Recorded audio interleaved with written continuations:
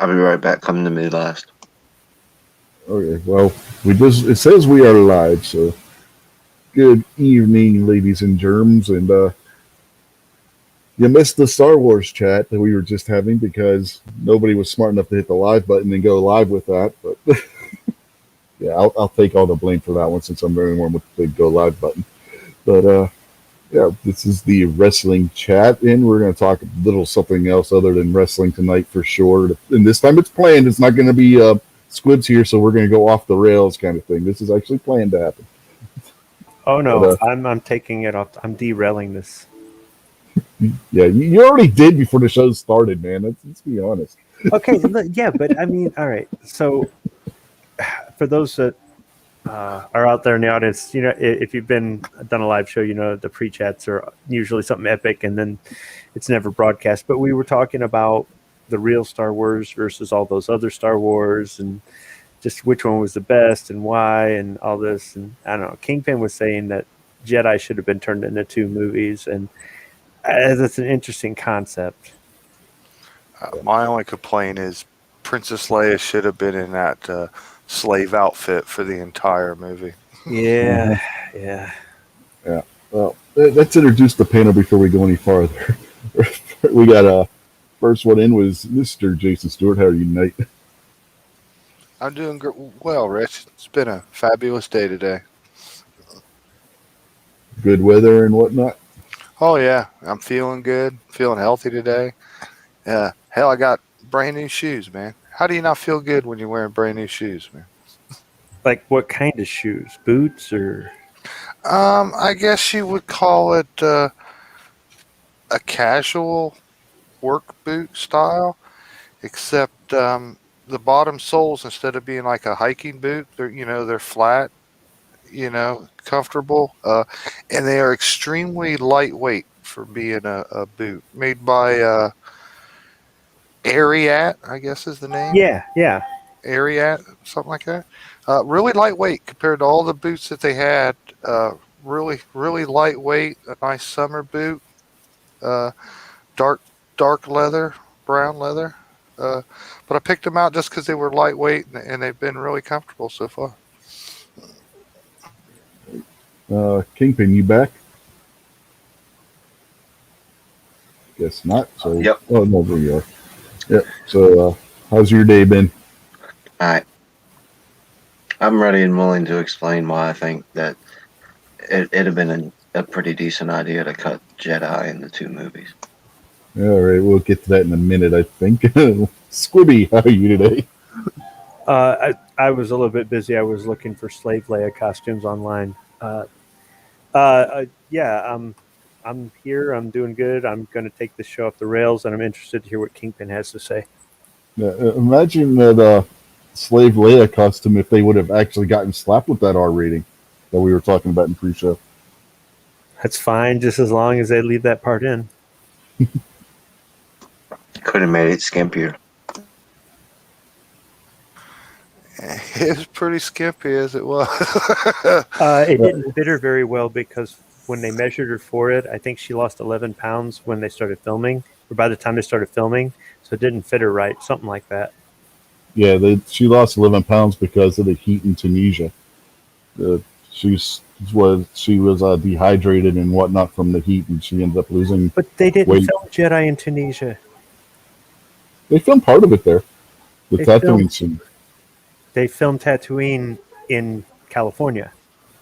No, there was part of it that was in Tunisia still, if you according to what they were saying, but maybe not. But there was one book said that there was that it was. So I don't know. I mean, maybe, but it'd be kind of pointless because everything. For those who have never been to Death Valley, that's Tatooine. You can say that no, Tunisia is, or Imperial Valley is, but Death Valley is Tatooine. It could be, yeah.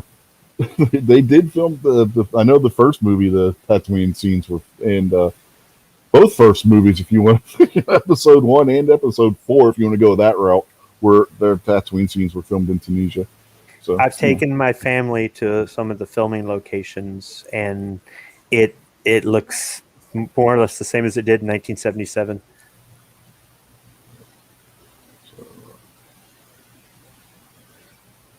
Okay. Do we? I guess we want to hear now Kingpin's explanation of how they could have split that into two movies. Well, it seems to me that they rushed the storyline too much and packed too much in too fast. That's the only reason I think they could have broke it up into two movies. Not because it needed to be for the story. I just think the story could have been better if they had taken half the movie and stretched it out, and taken the second half of the movie and stretched it out and made each one of them feature-length films and had 4 original movies. But you realize that Jedi was the shortest movie at only an hour and a half. I'm not talking about the length of the actual time, the length. I'm talking about the jammed packed content in such a little tiny space. I think that they rushed through the storyline in that movie. Explain how they would have expanded two halves of it, though, because they would have only had 45 minutes if they would have split the movie in half. It would have Well- gave them time to have got that new Death Star completely built.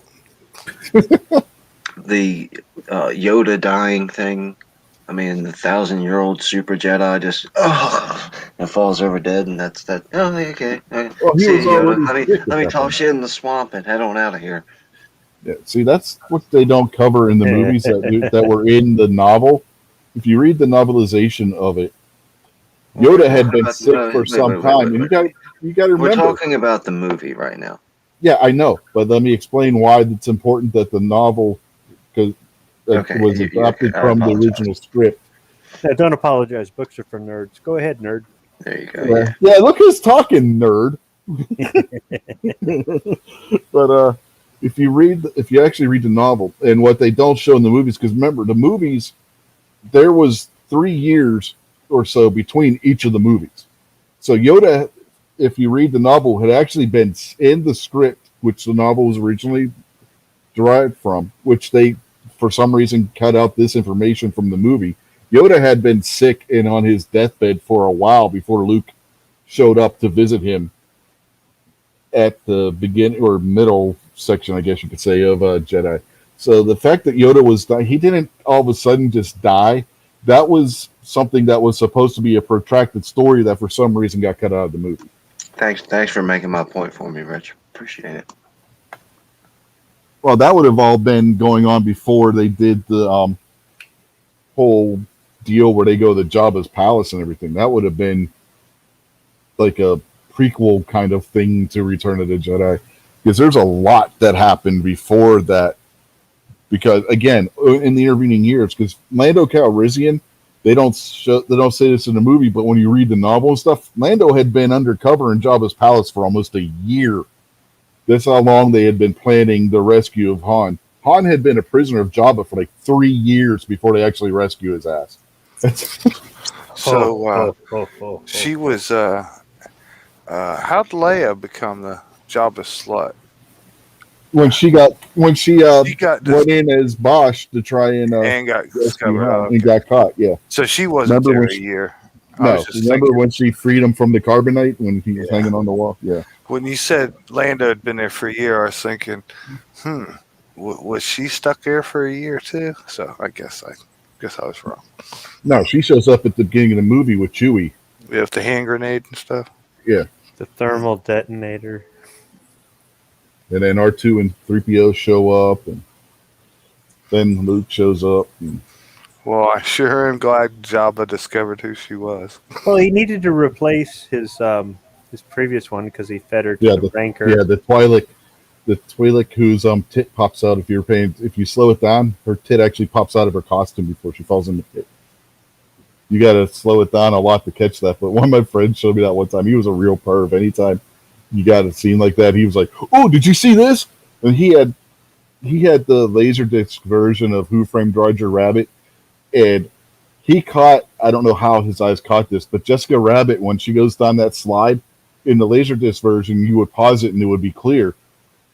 She wasn't wearing panties in that movie. She was going commando. But, that Jessica Rabbit, is that what she said? Yeah. Wasn't that a cartoon? Yeah. So The animators animated her with no underwear on. Yeah, you could see right up her skirt if you paused it at just the right point. That's some disturbing bit of information to me. Oh yeah, it's Sharing with the world, Rich. But do you I know? could have Have lived you without ever knowing paid? they did that. There are lists online of really um, adult themes that have been put into Disney movies that nobody ever catches if they're not paying attention. Like the Little Mermaid. If the sea, the kingdom under the sea kingdom, whatever you want to call it, were was it supposed to be Atlantis? I think maybe. But if you stop when they're painting through, if you stop in the right spot, some of those buildings look like dildos. Yeah, there's a lot of that stuff that you could say looks like pornographic stuff in a lot of those cartoons. They the one website, I think it was MrSkin.com or whatever. He went through like every single movie that ever showed half a boob and was like, here, Harry Met Sally, you see half a boob at 17 minutes and 28 seconds. I saw Janet Jackson on the Super Bowl. Yeah, that'd be the kind of stuff he'd have. He'd have Janet Jackson at 48 minutes and 52 seconds shows her nipple. And I was the one that was going to take this show off the rails. Really? Hey, you guys were bringing up Leia and her slave costume and stuff. That's what made me remember about my perverted friend and his fascination with the Twi'lek's boob popping out. Dude, that was cinema gold. It was, But at least we all admit, man, that Carrie Fisher, man, was a sweet little young thing. yeah.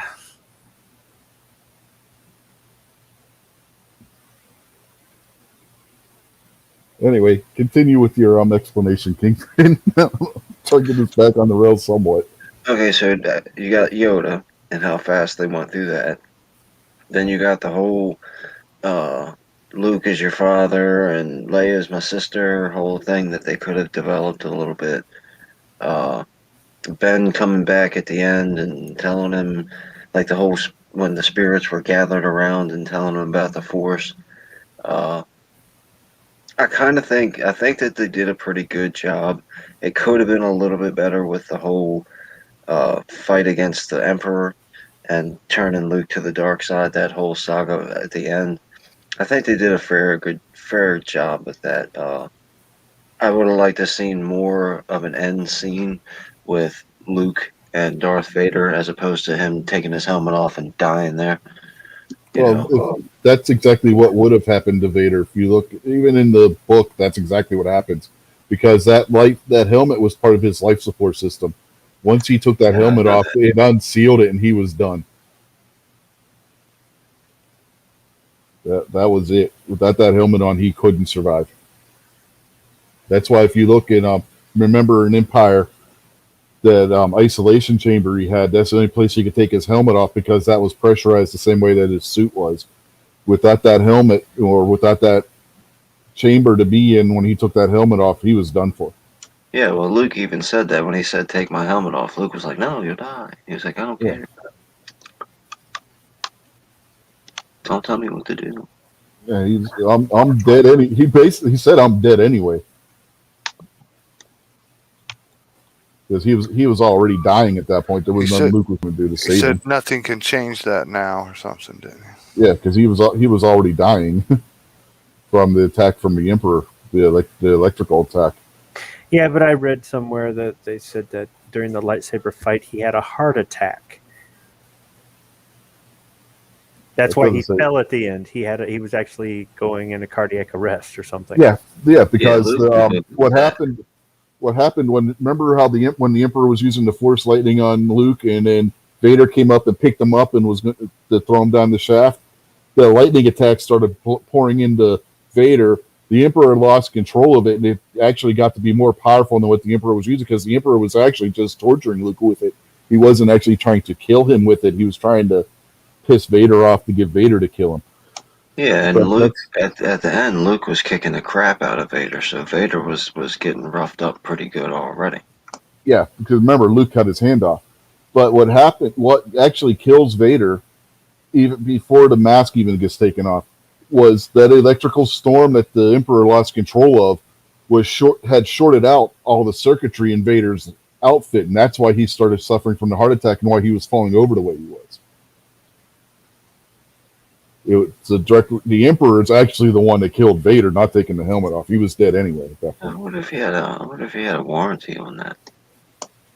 Yeah, the warranty. The Emperor is the one that built the suit, so I don't know. I don't know if the Emperor is going to honor that warranty after Vader throws him down the power shaft. Yeah. Couldn't get any new chips in stock. Yeah. You ever notice that somebody falls down a shaft in every movie, pretty much? Yeah, well, I mean, somebody's got to die from coronavirus in every movie. Yeah. How come? That's a point.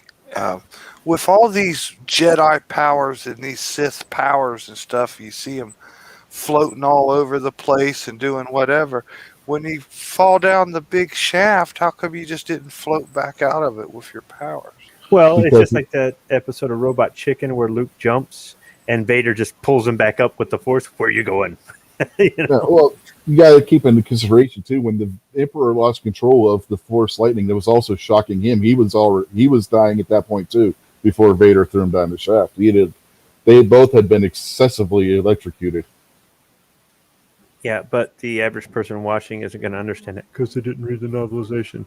And Well, you somehow don't or have to read another, the novelization for that. Just look at what's going the effects and stuff for that scene. somehow or another he survived.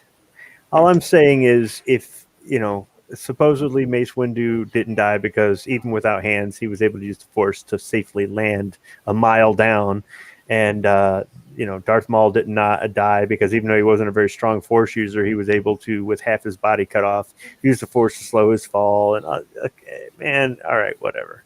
Well, that was supposed to be because of the species Darth Maul was too, that they could survive being cut in half like they're some kind of worm or something. I don't know, but there was a bunch of convoluted nonsense with that one. But the Emperor didn't actually survive. The Emperor did die when he got thrown down the shaft. It's just that he had clones of his body that he had saved up. If you've read the Dark Empire comics before they were taken out of the canon, that he was able to use the Force to transfer his essence into. Reincarnated. Then why wouldn't the clones be like 20-year-old?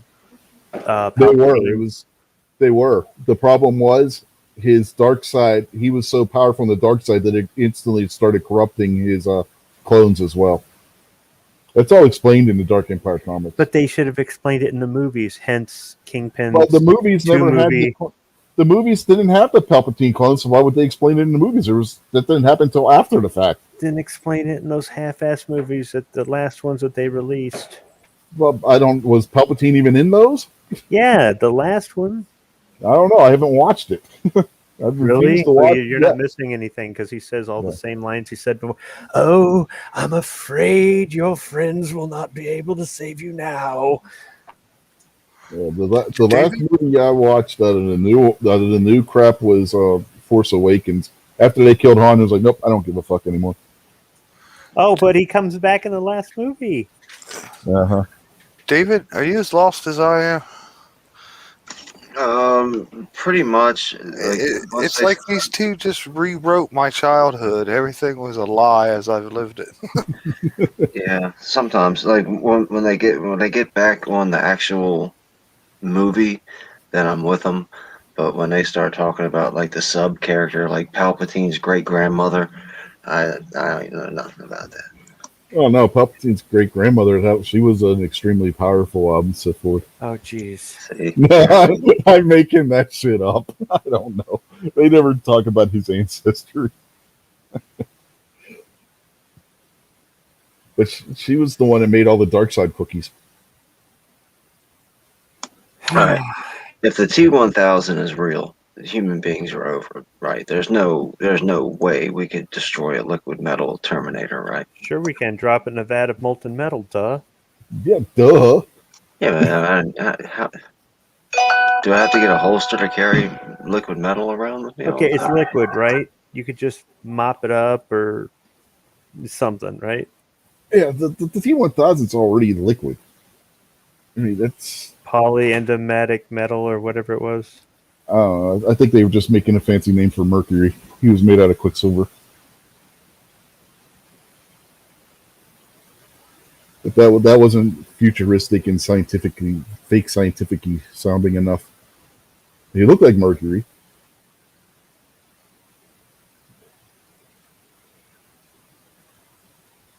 Yeah. See what you started with the T1000 shit. Now you guys talking about what the hell the T1000 was actually made out of. All right, I googled it. It is a mimetic polyalloy. Yeah, mimetic polyalloy. So mimetic means it's imitates, and polyalloy means it's not exactly just metal. There you go. It's a multiple alloy of something that they don't know. So you can freeze it solid, you can melt it to nothing, and I'm sure there's other things. I mean, it can't be EMP resistant. What if Michael Myers came back as a T1000? Oh, well, would he need the mask? Well, no, because he could just make his face look whatever he wanted. Yeah, he could just be silver all the time. Or he can make himself look like he had the mask on without having it. Yeah, his arm could just turn into the knife. Yeah, Yeah. And you can't really kill him. You can't really kill the you T1000. can't really kill him the way he is right now, though. Yeah, that's what I'm saying. Just keeps coming back. This I is mean, true. if he had his way, would Michael Myers want to look like an extremely pale, deformed William Shatner? Yeah, of course. Let me hit you with a Rich White statement. If you look back at some of the other classic occult movies, you'll see that the storyline leads out to where Michael, as a kid, chose to wear a mask all the time. Yeah, no Wow, kidding. that was a good impression. See? Yeah, but would he have chosen a I'm seeing different double. mask? Would he have No, chosen that a was his different mask if That ones was the were mask available? that he liked. What about the Scream mask? Would he have chosen the Scream mask? No, I think he's too big and tough looking for the Scream mask.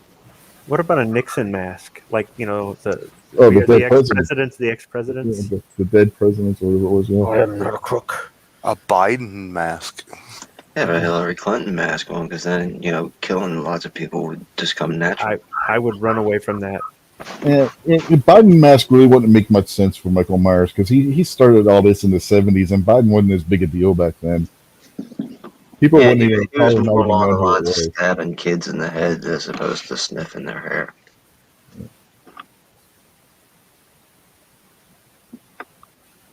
Somebody wearing a Biden mask would have to be a serial rapist, not a serial killer. Yeah, that's what I mean.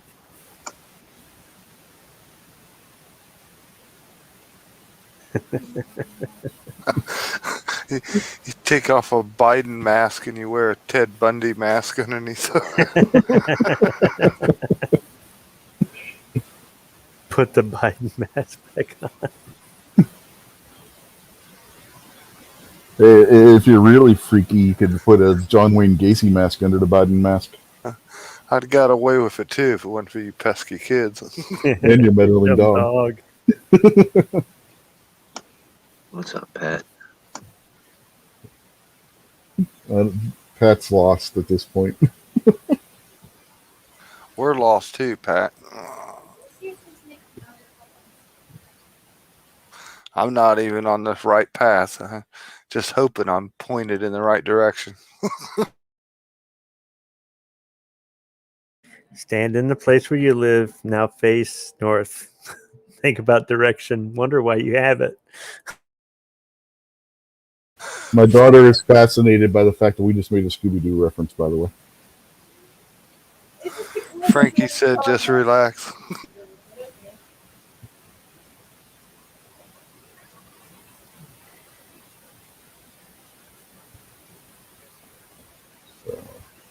On to what the subject for the show is supposed to be about. It's still in the goofy thing, but the pandemic era is just about over in professional wrestling. Did anybody in the wrestling community actually unofficially die of the Coco uh-oh? Don't know, to be honest with you. There were people that died in 2019 or 2020, but whether any of them were because of COVID or just because they were old, don't know. Now, John Heber, who was Luke Harper in WWE and Brody Lee in AEW, he died of a lung infection at the age of, was he 42? I think he was. But it wasn't. It was non-COVID. He caught some really strange, rare, super rare thing, and it just killed him within a month. He had been out of already injured. This was back in November into December. He was injured. He had hurt his ankle, and while he was out recuperating for his ankle injury, he caught this really obscure, rare lung disease, and it just killed him like that quick, and he was gone. But as far as anything respiratory, that's the only one I know for sure that was definite respiratory. But again, it wasn't COVID.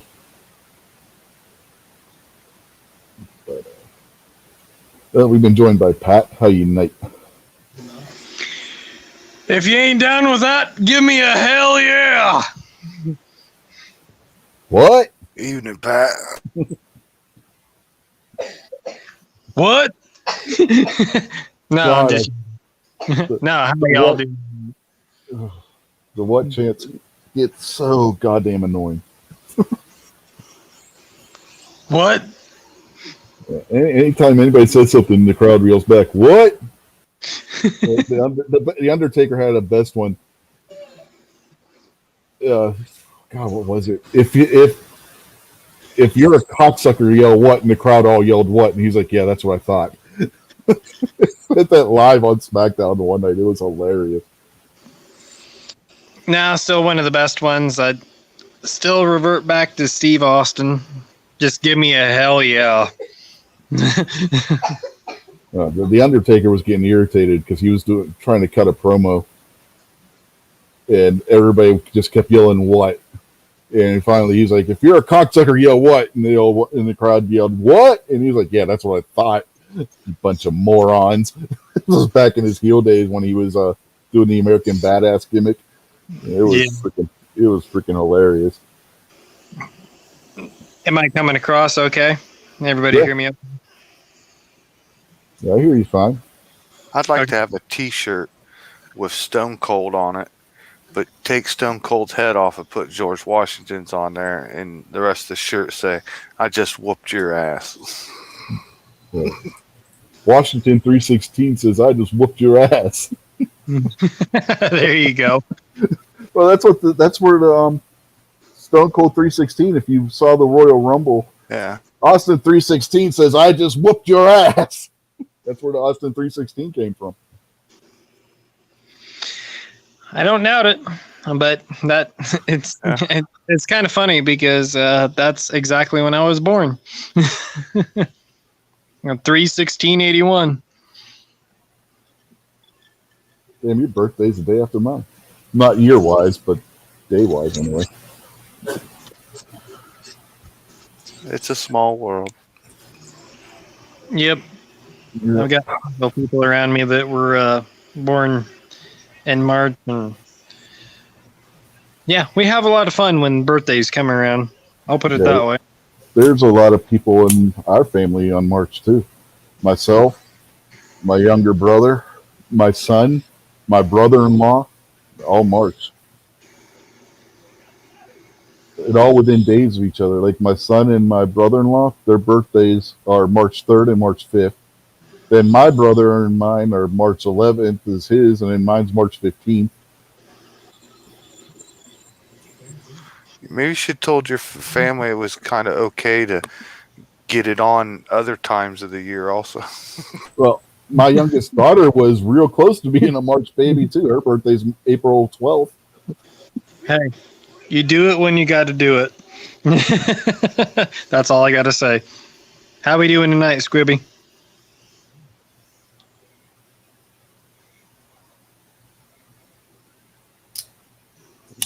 I will say on what you were just saying, Rich, That would drive me nuts. I already don't appreciate it when there's 2 people a month in the family or friends for their birthdays.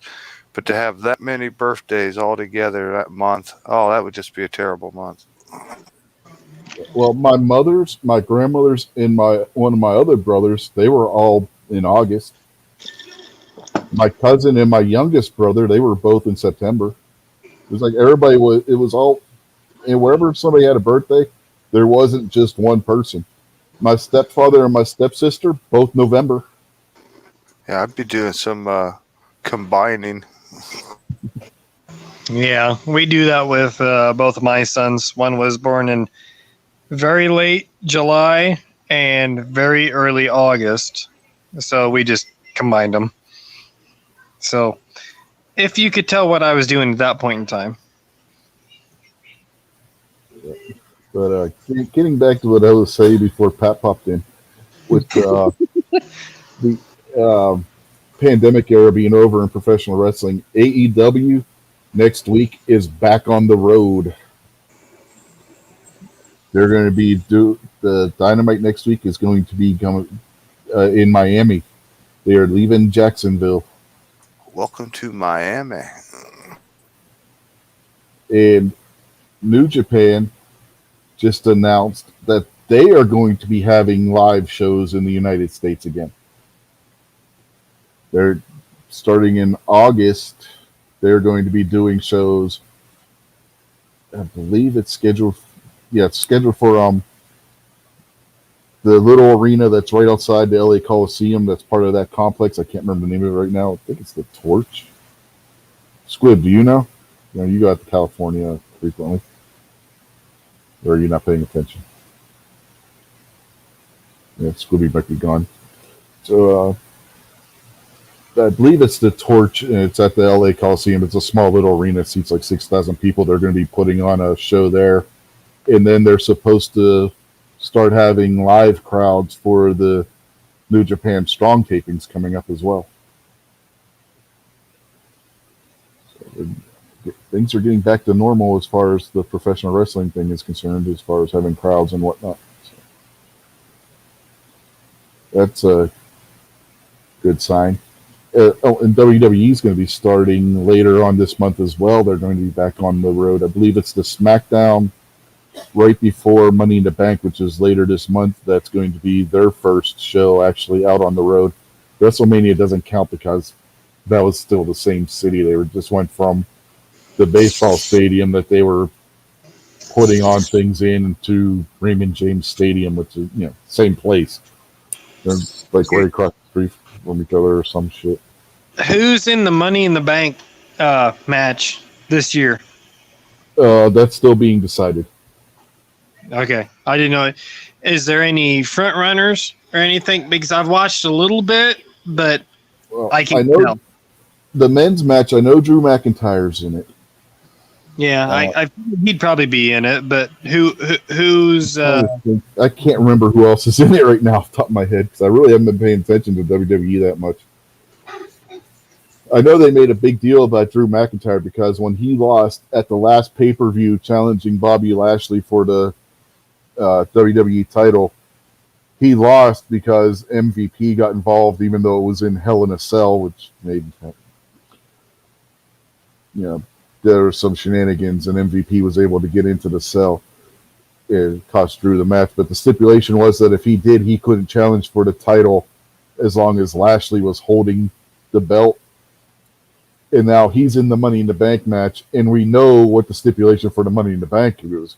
Whoever gets that briefcase has a title shot whenever they want it. You know? So it's going to be interesting to see if a lot of people are speculating that they are planning to have McIntyre win. I'm thinking that McIntyre's a swerve and somebody else is going to win it. Yeah, I'd probably guess that. One of the things back in the day, when you're talking about like the epic match with Mankind and Undertaker in the cage match, that just set the absolute bar. That match eventually is what ended Mick Foley's career. Right. Right. But what I'm saying is, if they're going to do a match like that and they want to absolutely cage those two guys in, it needs to be a lumberjack / cage match. Oh God, they tried that. Have you never seen the dog pound match? Yep. That was utter disaster. Yeah, but I'm saying an actual lumberjack cage match. Anybody comes out of that some bitch, they're automatically disqualified and they get the crap beat out of them. You know what I mean? Well, It's 2-man enter, 1-man leaves. what That's happened? it. It's What like happened? Thunderdome. Yeah, what happened with the? The Thunderdome is the arena that they're currently wrestling in. If you haven't been watching Raw and SmackDown, that's what they call the setup they got with all the little TV screens instead of a crowd everywhere, with crowd's faces being piped in from the internet.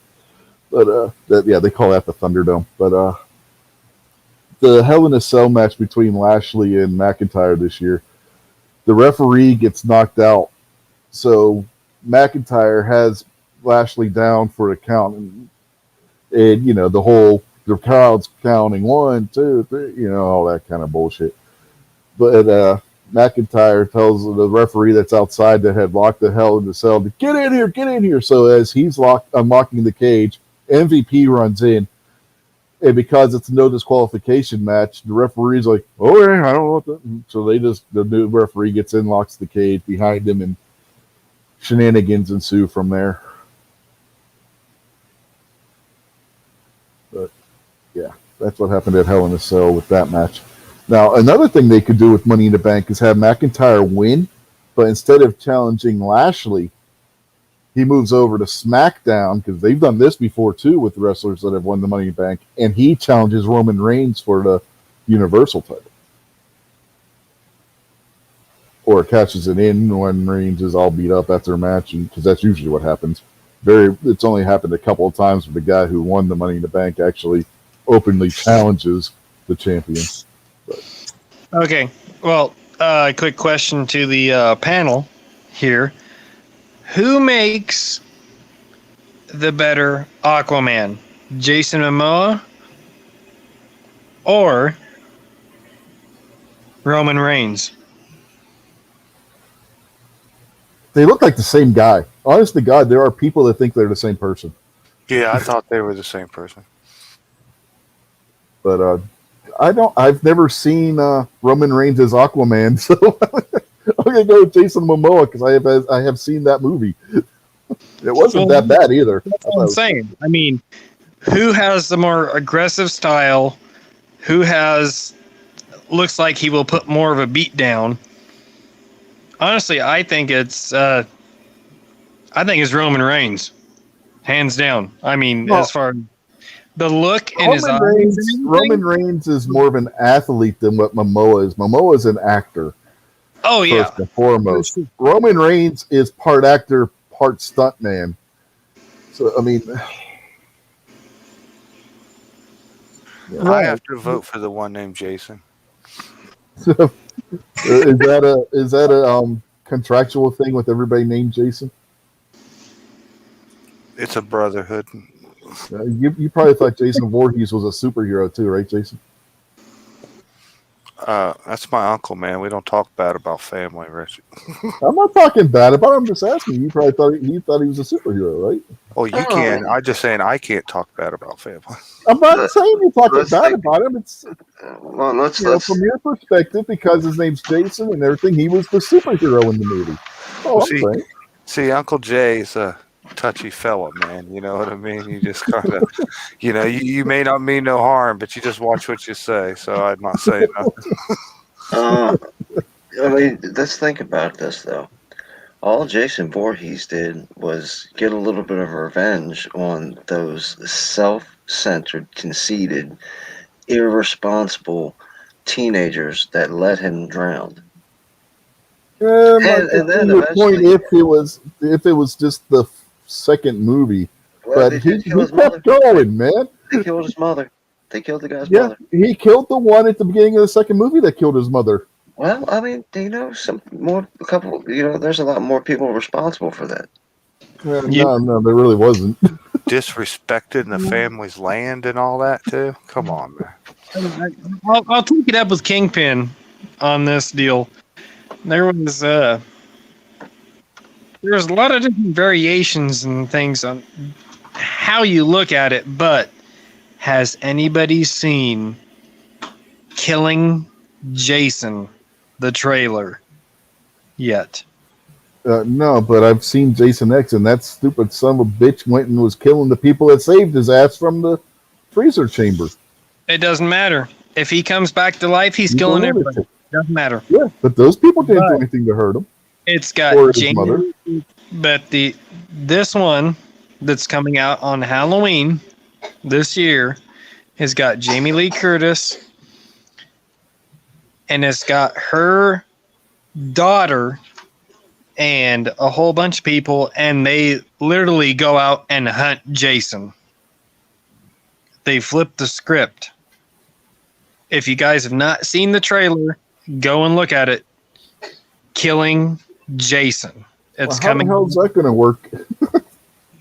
Well, it's a lot of blood, a lot of gore, just like Well, every. we know they Jason. fail. We know they fail because Jason ends up in the future. Well, right, but I'm just saying, he gets a pretty gnarly death at the end. I won't say anything else, but yeah, it's pretty nasty because the guy that used to do some of the stuff, God damn it, who the hell's the stunt guy's name? It's not Kane Hodder. It's Well, yeah, that was who was Jason. They were, if you want to go with the classic movies. yes, yeah. The 1, 2, and 3, and 6. Well, not one because Jason wasn't in one, except for the little kid Jason that pops up out of the lake and when the girl's screaming. 2, 3, and 6. I mean, the little kid Jason that does irresponsible, self-centered drug addict, deviants, let drown. Yeah, But that's no. Jason. It looks like a pretty decent movie. I mean, as far as a Halloween slasher movie goes, it looks pretty good because they're loading up with revolvers, shotguns.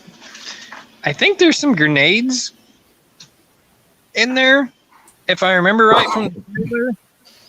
Hopefully, they just blow his ass clear to Kingdom Come, but just like No, you they said, tried that. hopefully, They did that and Jason Goes to Hell. God damn it, somebody just call in a goddamn put about 2, 3, 5, 7, 12 J dams on his ass. Yeah, remember, Jason Goes to Hell. You could blow Jason up, but if somebody eats his heart, they turn into Jason. Why would you eat his heart? Exactly. Thank you, Ask Steve. the black dude in Jason Goes to Hell. I don't know. I wouldn't, but he did. Aphrodisiac.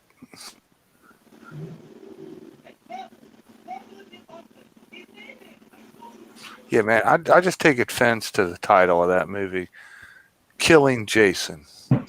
I mean, couldn't you come up with like Jason's final chapter, you know what I mean? Or the end of Jason. You don't have to just come out and be like, Killing Jason.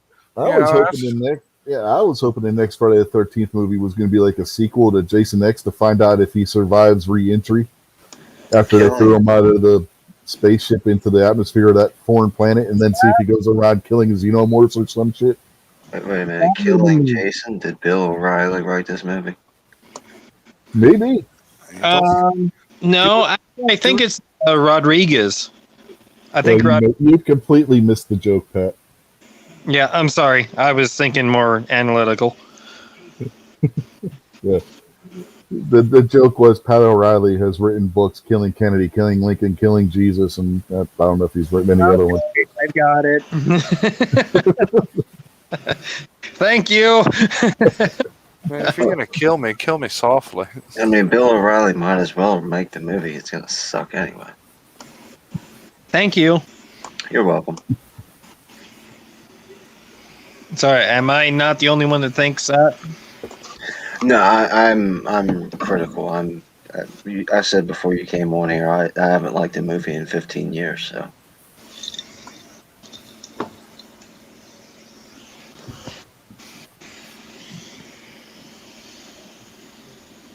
Okay, well, since we're on the slasher movies and everything's going on, uh,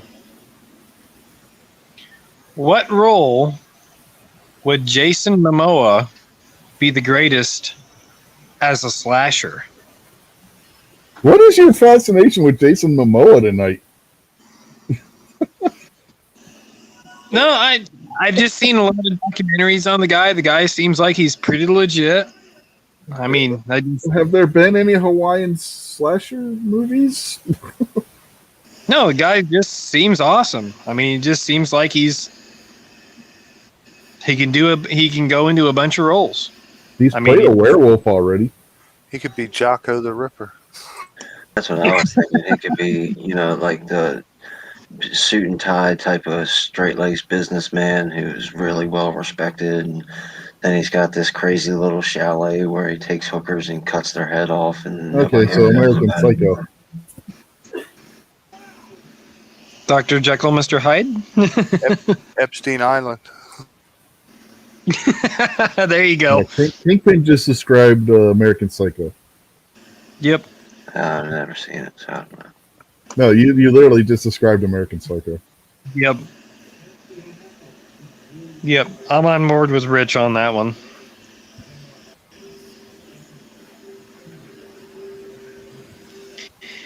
Anywho. Yeah, Rich, didn't something important happen on this date? Yeah, way back in history. But we ain't to that point yet. We can still talk to them. We can still talk some nonsense. We still got time to kill. God damn it. Sorry, I'm talking about a lot of slasher shit. Best Civil War movie. Okay, what Civil War movies would Jason Momoa best fit in? Jersey Wales. I'm sorry, Pat. I couldn't resist. Andersonville. Gettysburg. The correct answer is Gettysburg. The blue and the gray. The Patriot. That was the American Revolution, man. You're just a little off there.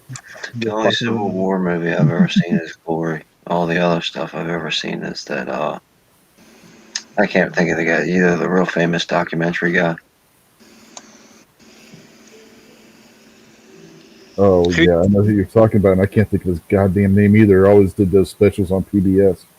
Yeah, he's pretty much responsible for like 99% of the historical documents that you see on Ken TV. Burns.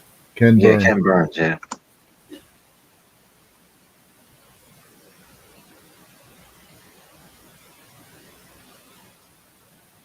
Yeah, he's done. He did Civil War. He did one American Revolution, World War One. I think he did World War Two, I believe too. Yeah, his stuff's usually pretty good.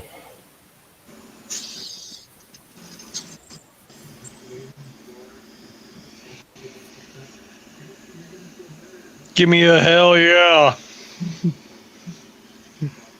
Uh-huh. But the reason why Gettysburg was the correct answer is because today, in history, marks the end of the Battle of Gettysburg. You see how important it was to wait one more minute to start talking about that, Jason? Yes, I do. I see how we had a chance to build some anticipation. Uh-huh. Back in 1863, on this day in history, and the past 2 days for that matter too, July 1st, 2nd, and 3rd was the Battle of Gettysburg, the bloodiest 3-day battle on American soil. Over 25,000 on each side. 25,000 Union, 25,000 Confederates lost their lives, and over another 100,000 were wounded or seriously maimed in that battle. Wow, those are pretty incredible numbers right there. Yeah, Just if you, imagine the scene. yeah. If you put that in perspective, Gettysburg saw almost as many Americans die as the entirety of the Vietnam War. Yeah. Or like walking into pick a large city and everybody's either dead or wounded. Yeah. Those really are. Those are staggering numbers. What they film? They filmed Gettysburg in Baltimore. No, they filmed it at Gettysburg. Oh well, Jason said dead or wounded, and I'm like, that's what happened tonight, right now. Yeah, I don't. Yeah, but to put it that in perspective, if that were happening right now, the entire city of Gettysburg would be dead. Yeah, Not sounds Gettysburg. about right. Baltimore would be dead in a Sounds about month. right. Oh, month's not over yet. No, I'm saying to put in perspective the amount of people that were dying on a daily basis in Gettysburg. If you were to spread that out over the course of a month, the entire city of Baltimore would be dead. You really know how to kill a joke, Rich. Thanks, bud. Well, I got your joke. I was just saying also, yeah, but aside your joke aside, honestly, if you put that in perspective, You do me a you put your joke in perspective. Do me a favor. Do me a quick favor. Just Jesus, here we go. please go. It's on Here we toast.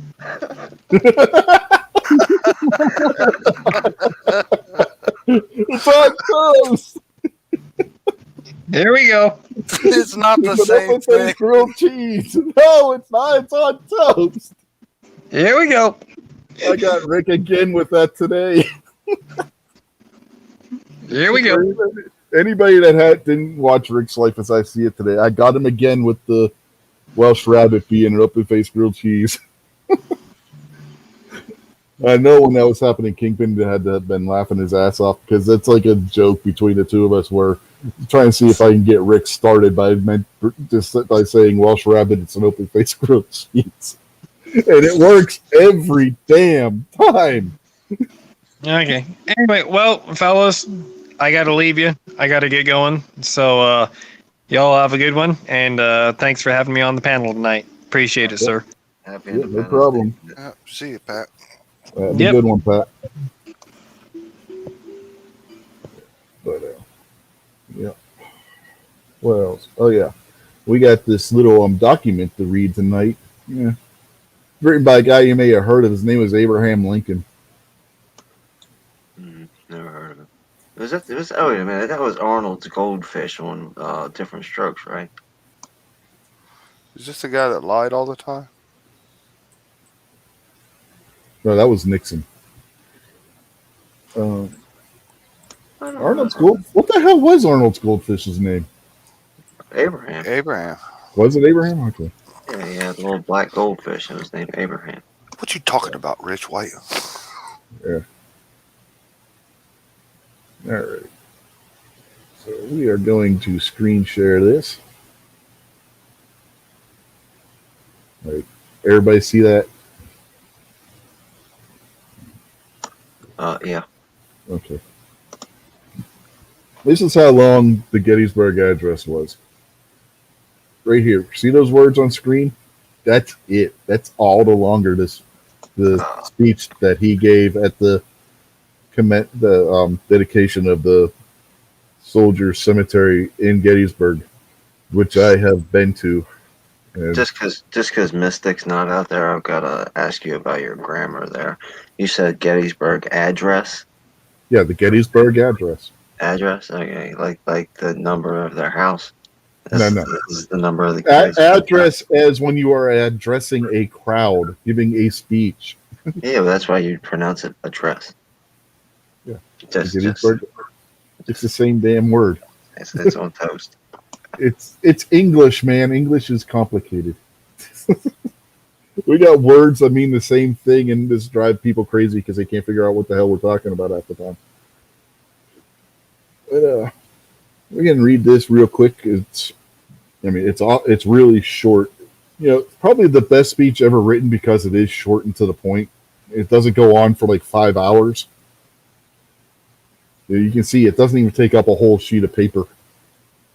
Because you go up, you scroll up, and you got one sheet of paper, and you scroll down, and you get to your page break. It's not even a whole page. It's like, what, half a page long? But Yeah, but he wrote it by hand, man. You know, it yeah, was different remember? times. That could Yeah, have been a long speech compared to what the people are used to. no, because remember Memorial Day when we Yeah, looked for at James hours and hours Garfield's in the rain. dedication speech? Yeah, but Yeah, that was a lot longer. So anyway, we're gonna read. Go ahead and read the Gettysburg Address, which actually was in November 19th of 1863, because that's when they dedicated the cemetery at Gettysburg. Are you looking? This is a programming note.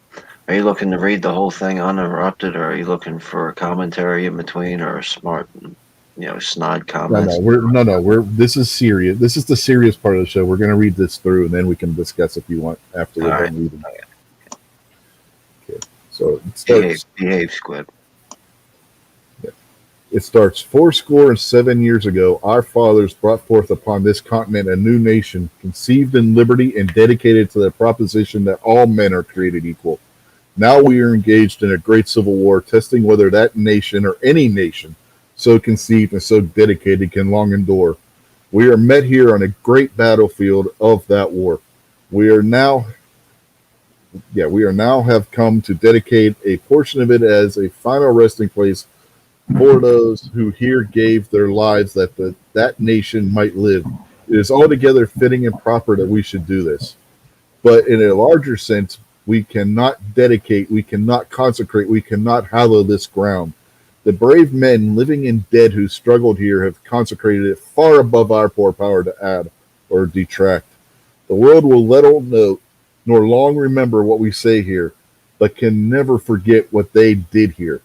It is for us, the living, rather to be dedicated here to the unfinished work which they have thus far so nobly carried on.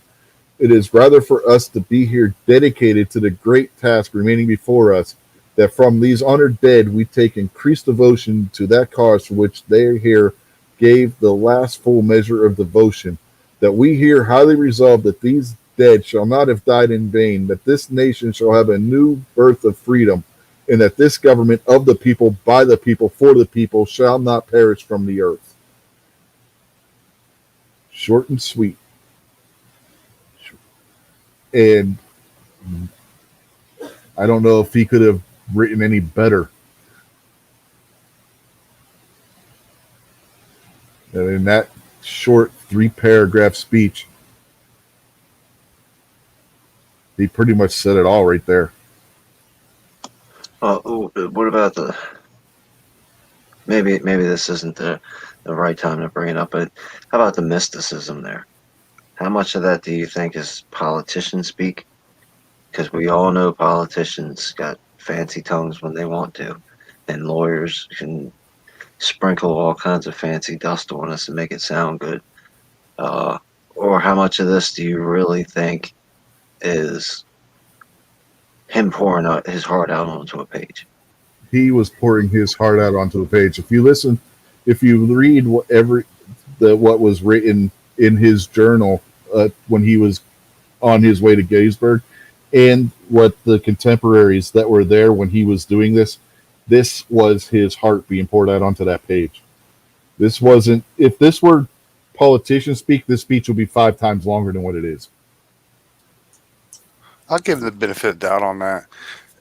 If you're standing at the place that just a short, brief period in time ago had 50,000 dead Americans and double that wounded, Triple that wounded. you would have to be a very cold-hearted son of a bitch for not to be moved by that and to try to play some political speech garbage. You know what I mean? You'd have to be pretty low, man. You just have to be. Even if he was a bad person, you'd at least have to be humbled and touched, at least on that day.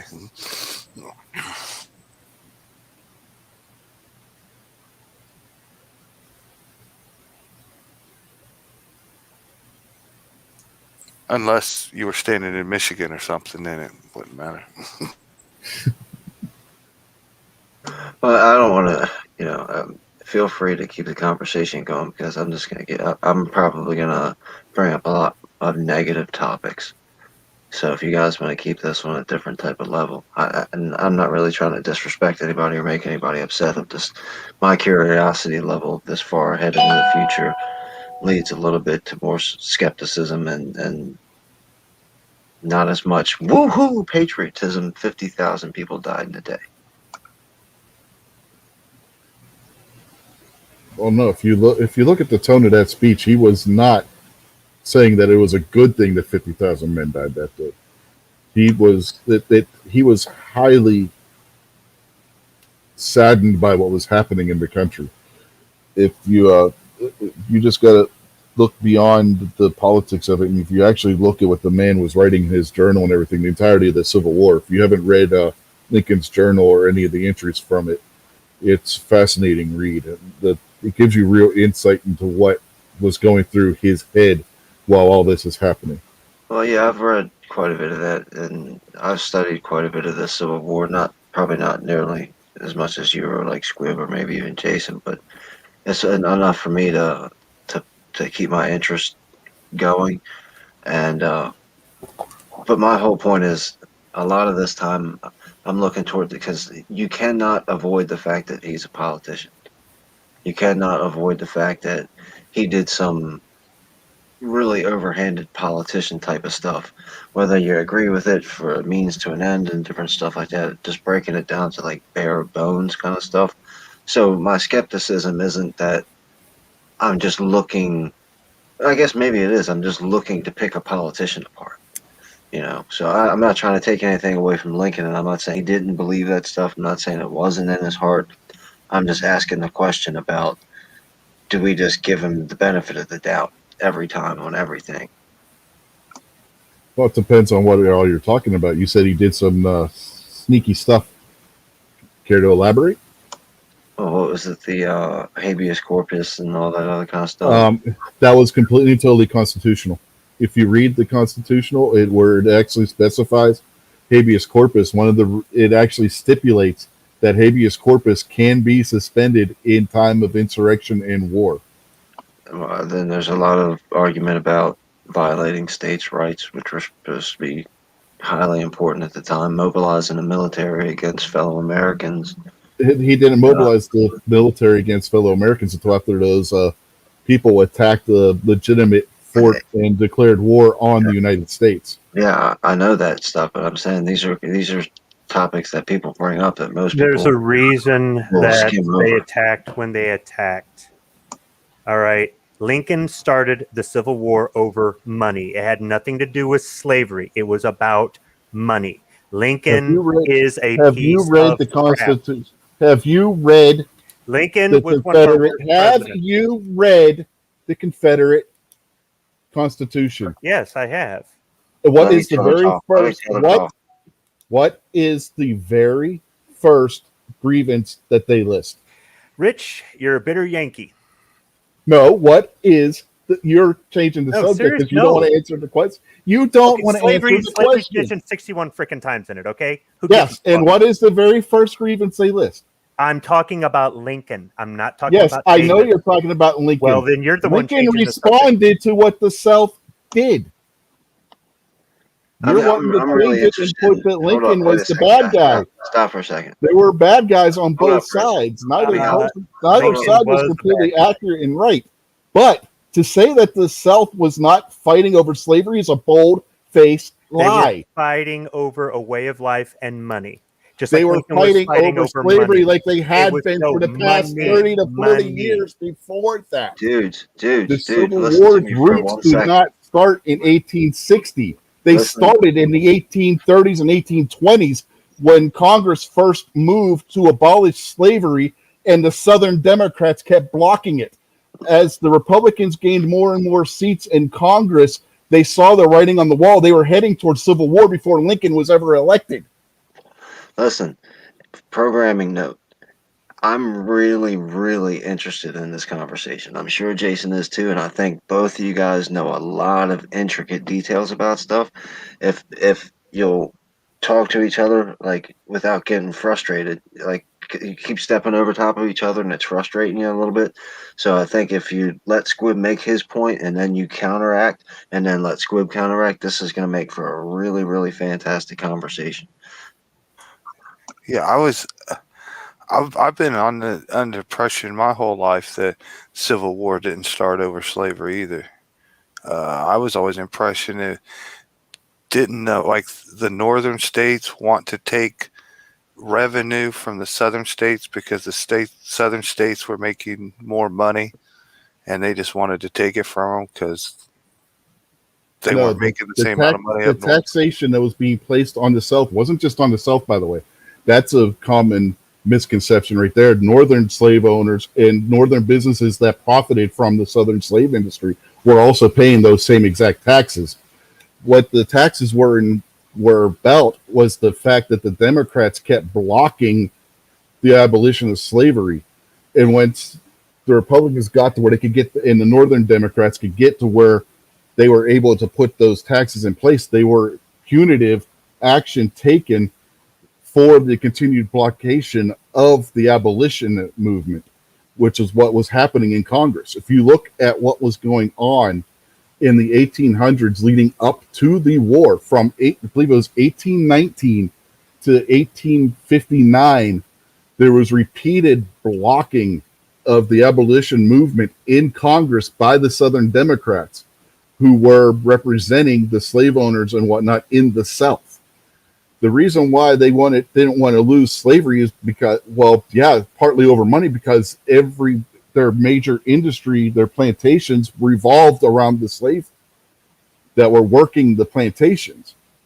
The ideal that slavery was not the Confederates' number one concern is also wrong. If you look at the Confederate Constitution, not only was it their constitution, their system of law, it was also their Declaration of Independence, which was a major blunder on their part. But when you have a nation put out a declaration declaring themselves independent and they list grievances, the first grievance is always the one that they considered the most important. The reason why I asked Squib what the first grievance they listed in the Confederate Constitution in the beginning, where they had basically what is their Declaration of Independence, was the fact that they were trying to take their perceived right to own slaves away from them. It was That is the very first money, grievance. though. Here's the thing: people. Yes, it was about money because they were. That's not going to work, man. Let him get in there and let's let him say what he's going to say. Then you can rebut. No, I have nothing to say. Yeah, you that's, do say it. Okay, that's what I have to say is all the Americans who died in the Civil War didn't have to die. It was Abraham Lincoln's fault. No, it wasn't. Okay? No, it was the South's fault. The South are the ones that attacked a U.S. military installation. Illegally attacked a U.S. military installation, Squib.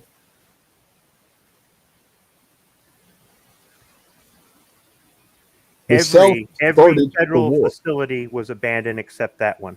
They gave them every opportunity to leave. They refused to leave. They knew it was sovereign U.S. property. No, it was yes. no. It was, yes, it was. It was not okay, South Carolina's property to evict them. You gotta let him make his point, man. If you cannot recognize the Confederate States of America as a sovereign country, no, I don't. Cannot have this conversation. Well, then we can't have a conversation because no, I do not. Because constitutionally, they didn't have the right to secede. By the way, everything that we bitch about on gun channels, everything that we've been bitching about for years on gun channels, wouldn't be an issue if this country had split in two, because the conservatives were down south and the liberals were up north, and this country would be entirely different today. To include, there would be no slavery in the United States of America or the Confederate States of America today. But there are short-sighted people who don't want to see that. Instead, lots of people had to needlessly die and suffer. And there had to be lots of animosity that was created for over 100 years after the war because nobody allowed things to happen slowly, progressively, peacefully, rationally. Instead, we had to fight over it. and there's a lot of division, and there's a lot of people who fail to recognize certain things that you have to accept in order to comprehend the timeline, in order to comprehend what happened back then, and in order to disprove all of the BS that the left-wing media and the left-wing politicians want to push on this country today to divide us, that doesn't exist anymore, and they want to drag it back from the past and insert it artificially into today. And there are lots of people who are ignorant, like people who think the Republicans of today are the Republicans of the mid-19th century. They are not. Just like the Democrats back then are not the same as the Democrats today. There are a lot of things that are different. And if you want to look through look at history, look at the past through modern eyes, you're looking at it ignorantly. And I completely disagree. If you look at the pathway, they tried repeatedly to peacefully abolish slavery. It was the Southerners that kept blocking it. I had already explained all that, which completely and totally destroys the argument you just tried making. It wasn't. No, Squib, stop. You said that they had to do it slowly. They tried that approach. The Southerners wouldn't allow it to proceed. They blocked it at every single opportunity, which is why they got hit with the taxes they got hit with. Why every slave owner in the North got hit with the taxes they got hit with. Why every business that profited off of slave labor, North or South, got hit with those taxes. It had nothing to do with what you're saying. That's the big misconception. People want to look at just the immediate Civil War. They do not look at the 40 years that preceded it. Well aware of the history that preceded it, and I'm quite well aware of things that happened politically over decades prior to that. I'm quite well aware. Well, if you of how did, things then you wouldn't say what you just said. No, you want stuff to happen back then at the rate of the speed which things happen today. Once again, looking at the past through modern eyes, ignorance. No, you said that they needed to do it slowly. They were trying to do it slowly. The South wouldn't allow it. When the South saw that they were going to lose the battle finally, when the Republicans took the presidency, took the House, took the Senate, and were going to push through abolition, they revolted. No, they seceded. There's a difference. They revolted. No, there's no difference. Seceded. Constitution didn't allow for secession. If the states can't secede, we don't have a country. Because the only state that had the right to secede was Texas, and they blew that wad in the Civil War. They no longer have it now either. That's a myth. You know what's funny is that the war was fought over states' rights, and it was not fought over states' rights. It was not fought over states' rights. You know where the states' rights argument started? That didn't start until the 1920s. If you look at history and you look at what people were saying the Civil War was fought over during the Civil War, after the Civil War, up until the turn of the 20th century when the progressive movement started, it was never about states' rights. The progressive movement is the ones that started the argument that was about states' rights because they were trying to use that as a reason to push their socialist ideals. Never before that point was the Civil War argued to have been about states' rights. Never. Every time they want to take away the Second Amendment, you hear all these people, states' rights. Yeah, we can have NFA items in Kansas. We can have NSAA items in our state. We can do this. We can do that. And people say, we should secede. We should secede. Blah, blah, blah. But yet a war was fought over that, and the side that wanted all that stuff lost. So if people want that stuff today, then do they not understand the hypocrisy?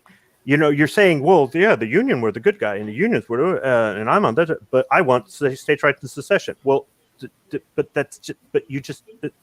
I'm not saying the states have a right to secede. I'm saying the states don't. And I say, if they can't secede, then we have no country. No, that's not right either. The point, we got to work within the framework of the country to fix things. Seceding from the country isn't going to fix anything. Absolutely, it will. No, it won't. You can't have a marriage if one person in the marriage can't leave. What do you think is going to happen if they try to secede? They form their own country, but their greatest strength with their greatest weakness. What do you think is going to happen if states try to secede? They're either going to be independent countries or they're going to form together and form their own country. What's going to happen to the larger country if they secede, Squid? They're going to Think lose about out. They're going to No. lose out. Oh, We're going to be I have no weakened. answer. I have no answer for you. Yeah, Never mind. we're going to be weakened on the global scale. You think Nobody China cares and about Russia? that. Oh yeah, you want to bet? You don't think China and Russia are looking at what's going on right now in the United States, licking their chops? I don't think there's a governor in this country that would dare secede over anything. I think that the bigger picture, like we're just trying to talk about with the global idea, and there's no governor in America that would be willing. Like if Texas seceded, or we talked about before when the lefties in California wanted to secede, the drug cartels would invade California and take it over in 5 minutes. And all the California police and government officials know that. So they say secede. Texas is saying it now because, the people on the right are like, yeah, screw that. And a few years ago, Californians and the lefties were going, yeah. Yeah, that's a parlor trick. There's no secession gonna happen. What I'm And saying is, as long as the states have the ability to secede, as long as they can or will secede, that is their check to the federal government stepping in and stepping on their economy or their culture or their borders or anything else. It's just like a marriage. Your marriage isn't going to work if you can't walk out at any time. If you're trapped in that marriage, it's not a marriage, it's a prison. But if you have the ability to leave at any time, that keeps the other person in check to realize, hey, I've got some shit too. Okay, it's the same sort of thing. It's just like you and your employer. You can quit and now they're out the employee. They can fire you and now you're out of a job. It's holding each other accountable. It's checks and balances. I don't care if it's in the Constitution or not. If a state wants to secede, and I believe in that, I would support it. And a lot of people supported it. I don't care. I don't care if it weakens the country. I don't care if you end up with two weaker nations. I don't care. When you have a group of people who say, no, you're not coming in here and putting your values, your way of life, your choices on us. That's America. That's part of the reason we broke away from England and formed our own country. We are our own identity. We are, whether you like what we do or you don't like what we do, whether you want to pay taxes, you don't want to pay taxes, whatever it is. The same reason the Confederacy broke away from the United States of America is the same reason the colonies broke away from England. Now, the Confederacy screwed up during the war. They pushed their states' rights so hard that they actually screwed themselves when it come to working together to fight. In addition, they were fighting somebody who had a much better industrial might than them. The only ace in the hole they lost when Lincoln did the Emancipation Proclamation, which was a political move he made to keep England and France out of the war. England and France supported the Confederacy like they had started to do. The outcome could have been different. And I do believe that slavery would have peacefully been abolished gradually, state by state, before we got to the 20th century. And a lot of people wouldn't have had to die, and there wouldn't have been a civil rights movement in the 60s, because it would have been done gradually, peacefully. It wouldn't have been something where people come back home to see their houses destroyed and their land given away to their former servants and been told that they're the bad guys and they're the villains and they're just everything vile and terrible about this country, and they get mistreated for a long time. You think that doesn't build up bad feelings? You think that doesn't? They created that hate and then they capitalized on it later on. Now, I'm not justifying slavery. I'm not justifying any sort of racism that happened after 1865 and all. I'm not justifying any of it, but that's something that takes time to change. And we live in a society today where everything is on demand. It's instant. It's instant. There are things that happened back then that took hours, days, weeks, months, years to do, where we could do it in 5 minutes today. So when you say, well, we gave slavery 30 or 40 years and it didn't go away. Back then, no, it was actually more than that. It was actually more than that. If you look, never mind, Rich. You studied the different history than I did. No, because you're not paying. You didn't get the whole meat idea here. The Constitution put in place a time period where slavery couldn't be talked about. You know why that time period was put in there? That was to give the South time to stop their reliance on slavery. They chose not to do so. If you want to go even farther, what was the time period that Lincoln gave for the Gettysburg? 4 score and 7 years. That's 87 years. Take away 3 years to 1860. That is 84 years the South had to get rid of slavery, and they did not do so. That's not when the real talk about it was happening in Congress. That's where I'm talking about. The real talk of it happened as soon as they were able to start. Prior to that, they had from 1789 to 1819 to start abolishing and getting rid of the slave trade in the South, and they did not do so. After that, Congress tried to act to abolish slavery, and the Southern Democrats, once again, as I stated earlier, repeatedly blocked it. That is a long time period, Squib. It wasn't that they were not trying to rush it. Your timeline and my timeline are different. So it's just Your like you're not timeline's recognizing. wrong.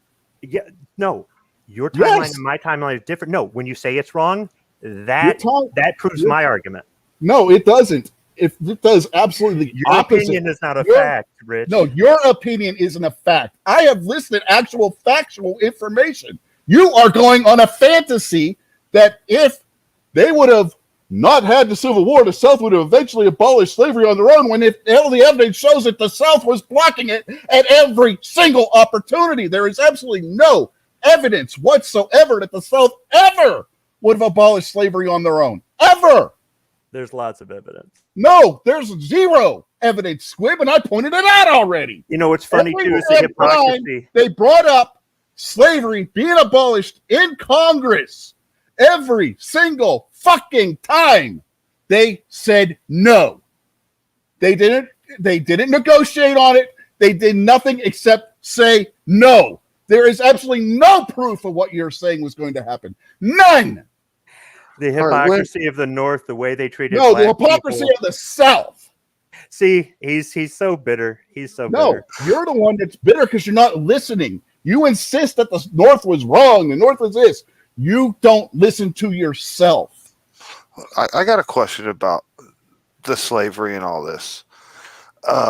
When did the first slaves arrive here in this country? In the 1600s, And what was the name of this country then? it was English colonies. They had different names for the colonies. Okay, so why doesn't England get any blame for this whole situation? Oh, that you we mean the ended same up way in? Americans didn't go over to Africa and go capture Africans and bring them back? That never happened? Because it didn't. I don't know, but we got blamed. But they cry, everything in our modern days now about, the critical race theory and stuff like that, and still blaming us all for slavery and everything.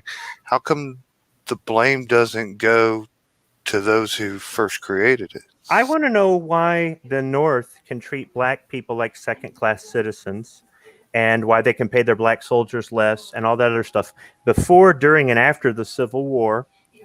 And that's not the same thing as there being classes, social economical classes in the South before and during the Civil War.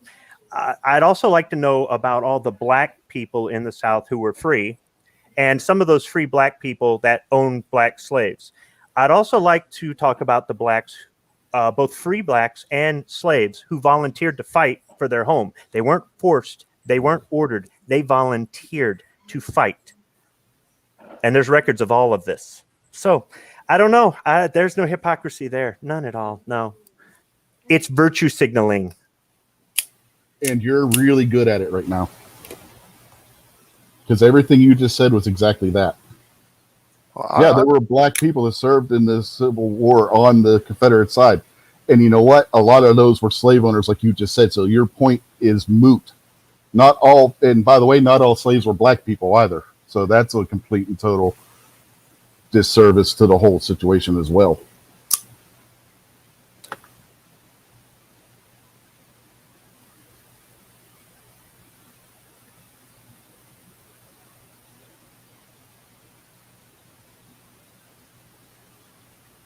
All I know is there were good things that came out of the Civil War, and there were bad things that came out of the Civil War. Unfortunately, the bad things that came out of the Civil War were over and done with. A lot of people worked really hard and sacrificed a lot, and really led by example to deal with the pains, from lick the wounds to heal the wounds from the Civil War. And in the past 20 years, a lot of evil people in positions of power and authority, in positions where they're just gaining wealth and gaining control, have twisted history. They've lied about history. They've tried to dredge up history that has been, they've tried to cut open those wounds that have healed. They have tried to do a lot of things.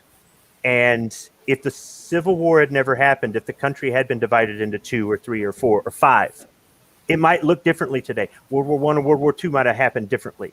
But the whole thing is, would we have some of the problems we have today? Or would we have more choices? I don't know, but I learned I won't ever play Sweet Home Alabama around you, Rich. You know, I like Leonard Skinner. Why would you? if we're judging human history by empires and stuff like that, if say this was a North and South America or United States, like 2 different countries, there's no way that they're living peacefully next to each other for this long. I mean, it was inevitable. They ended up going to war. Five United States, there would have been 5 skirmishes. Yeah, if there was like a North United States and a South United States, there would most certainly be a border wall between them. There would be, and there's even the potential that at some point they may agree to come back together, to reform, and they might have amended the Constitution, written a new Constitution, whatever. And maybe the country would look different today, where there wouldn't be this division, there wouldn't be all this animosity. Who knows? But there was a lot of potential for a lot of peaceful resolution. But when you start messing with people's livelihoods, that's where people start to get a certain way. All right. I'm not justifying it. I'm saying it's happened throughout history.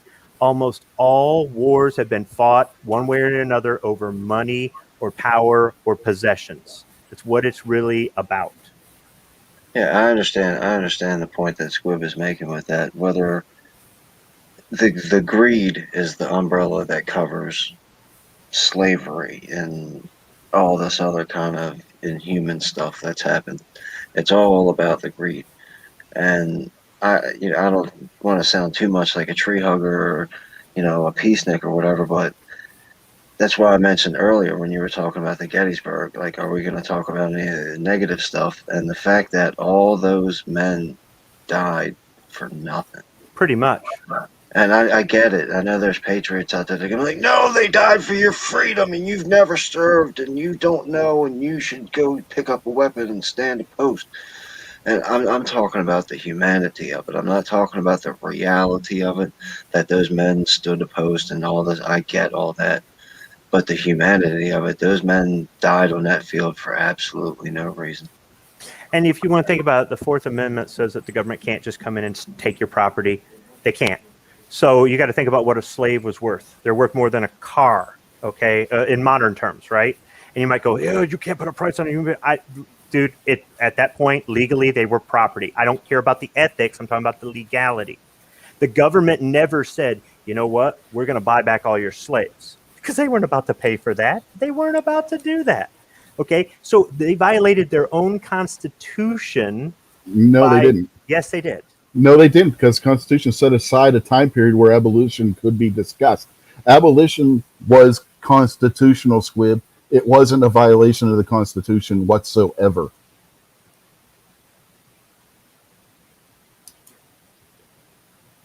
I mean, if you want to go that route, you know why slaves were only considered to be 3/5? That was an anti-slavery movement. That was an anti-slavery policy that was put in place. It was a policy that was put in place because they didn't want the South to have more votes because they had more human beings in there, even though they considered human beings 3/5 of a person and a piece of property. Yes, I know. No, yeah. Well, the South was saying during the Constitutional Convention that slaves were property, but they also wanted to count them as people. For population, when it came to population, yes. So what did the North do? Say, you do that and we'll count every one of our tables as a person. And the South said no to that. So the compromise there was the 3/5 thing. Right. The North came back.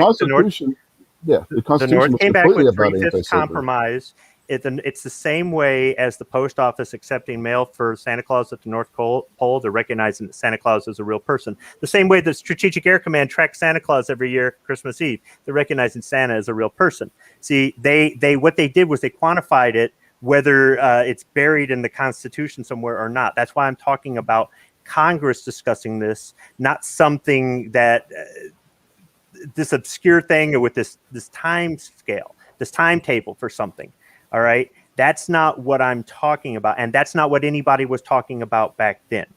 What come down to is think about how many people in the South did not own slaves, but they picked up arms to protect their home, to protect their families, to protect their way of life, to protect their honor. They were doing okay. You think everybody wearing a gray uniform or really brown uniform was a slave owner? No, only a small I didn't say percentage they were. were. Well, I didn't- then what does I that never tell said you they were. about whether or not it was over states' rights or slavery? No, Well, it's still let me tell you over slavery because slavery was the driving force behind industry in the South. How many of those soldiers on both sides never even saw a slave in their life? How many of those soldiers on both sides didn't even know who the president was, but knew he had a gun in his hand and he was supposed to shoot that guy in the face across the way? The draft riots in the North from all the immigrants that they, you come over here, you want to get citizenship, you got to go fight. And they're like, no, we came over here to work and make money. We didn't come over here to fight in a war we don't care about. And there were draft riots over that. There were all kinds of things where people were going, I don't want to have anything to do with this. There were plenty of people in the South who not only did they not own slaves, but they didn't agree with slavery, but they lived down there. Their families had lived down there. And when the North came in, they welcomed them with open arms. And some of them had their houses burned down. And RTT Guns and Gear says, if I remember correctly, only 2% owned slaves. No, it was depending on who you ask and which sources you use, it was anywhere between 5 to 10%.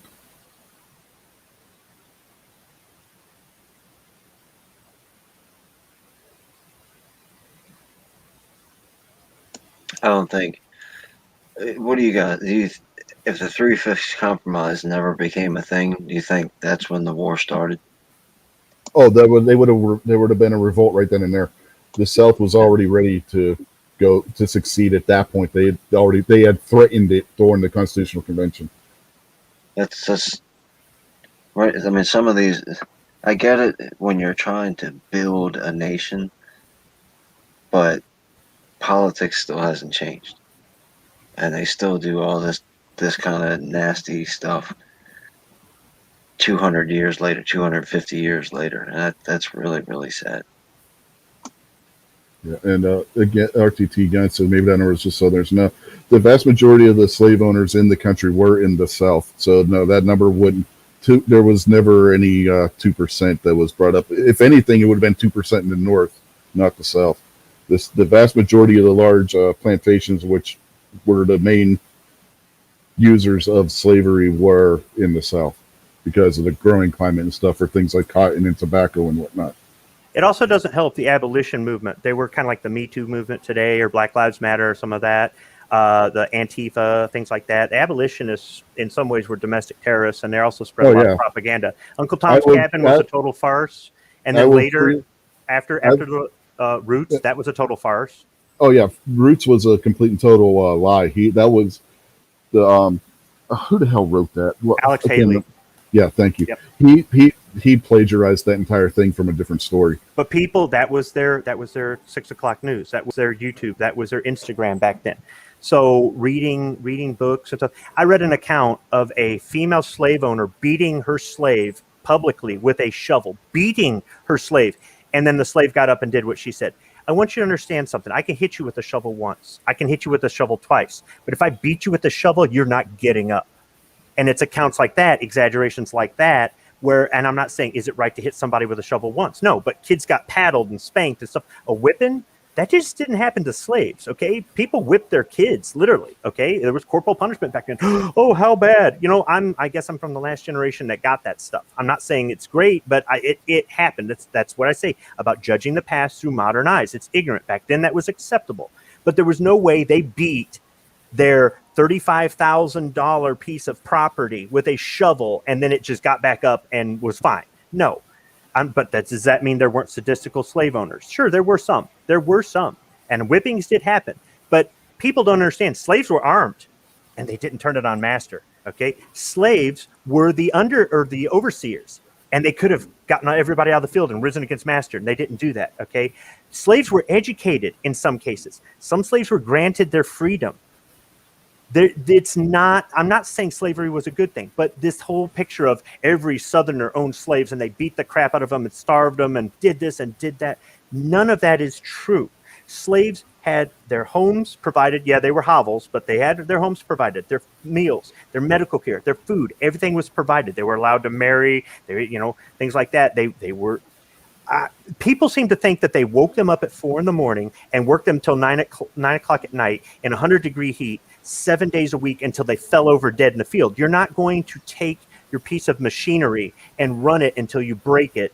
And that's not the way it worked. But of course, no. Did they live like the master did? No. But you know what? There are plenty of poor, low-class white people who were sharecroppers who lived just as poorly as the slaves did. And in some cases, they might have lived less, because if they had a bad year that year, master wasn't going to feed them and clothe them and give them a house. They had to find a way to come up with that money on their own.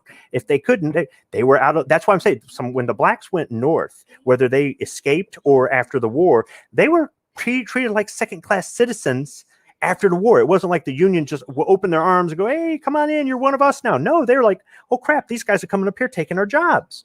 So I think without looking at a lot of that stuff and about a lot of the things that happened afterward for decades and decades and decades, and all of the things that so many people did to try to unify this country and try to, get equal rights for everybody, different skin colors, different genders. Okay. Remember, black men could vote before white women could. All right.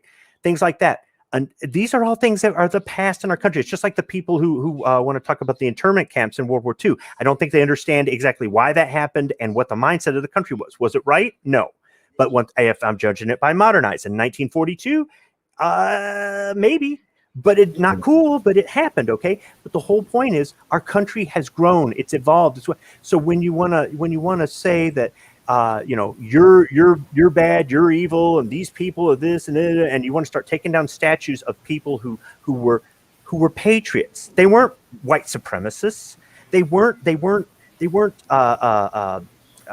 insurrectionists or anything like that. They were patriots, and you want to erase the history and everything else. Then are you trying to cover up for all that other stuff? All the other hypocrisy, all the other things that nobody wants to talk about. They only want to talk about one person or one side and one thing, and they don't want to talk about all the other stuff that comes with it. And I wonder if that's, other than dividing the country so they can control us, are they also trying to wash away their sins too? They're propagandizing.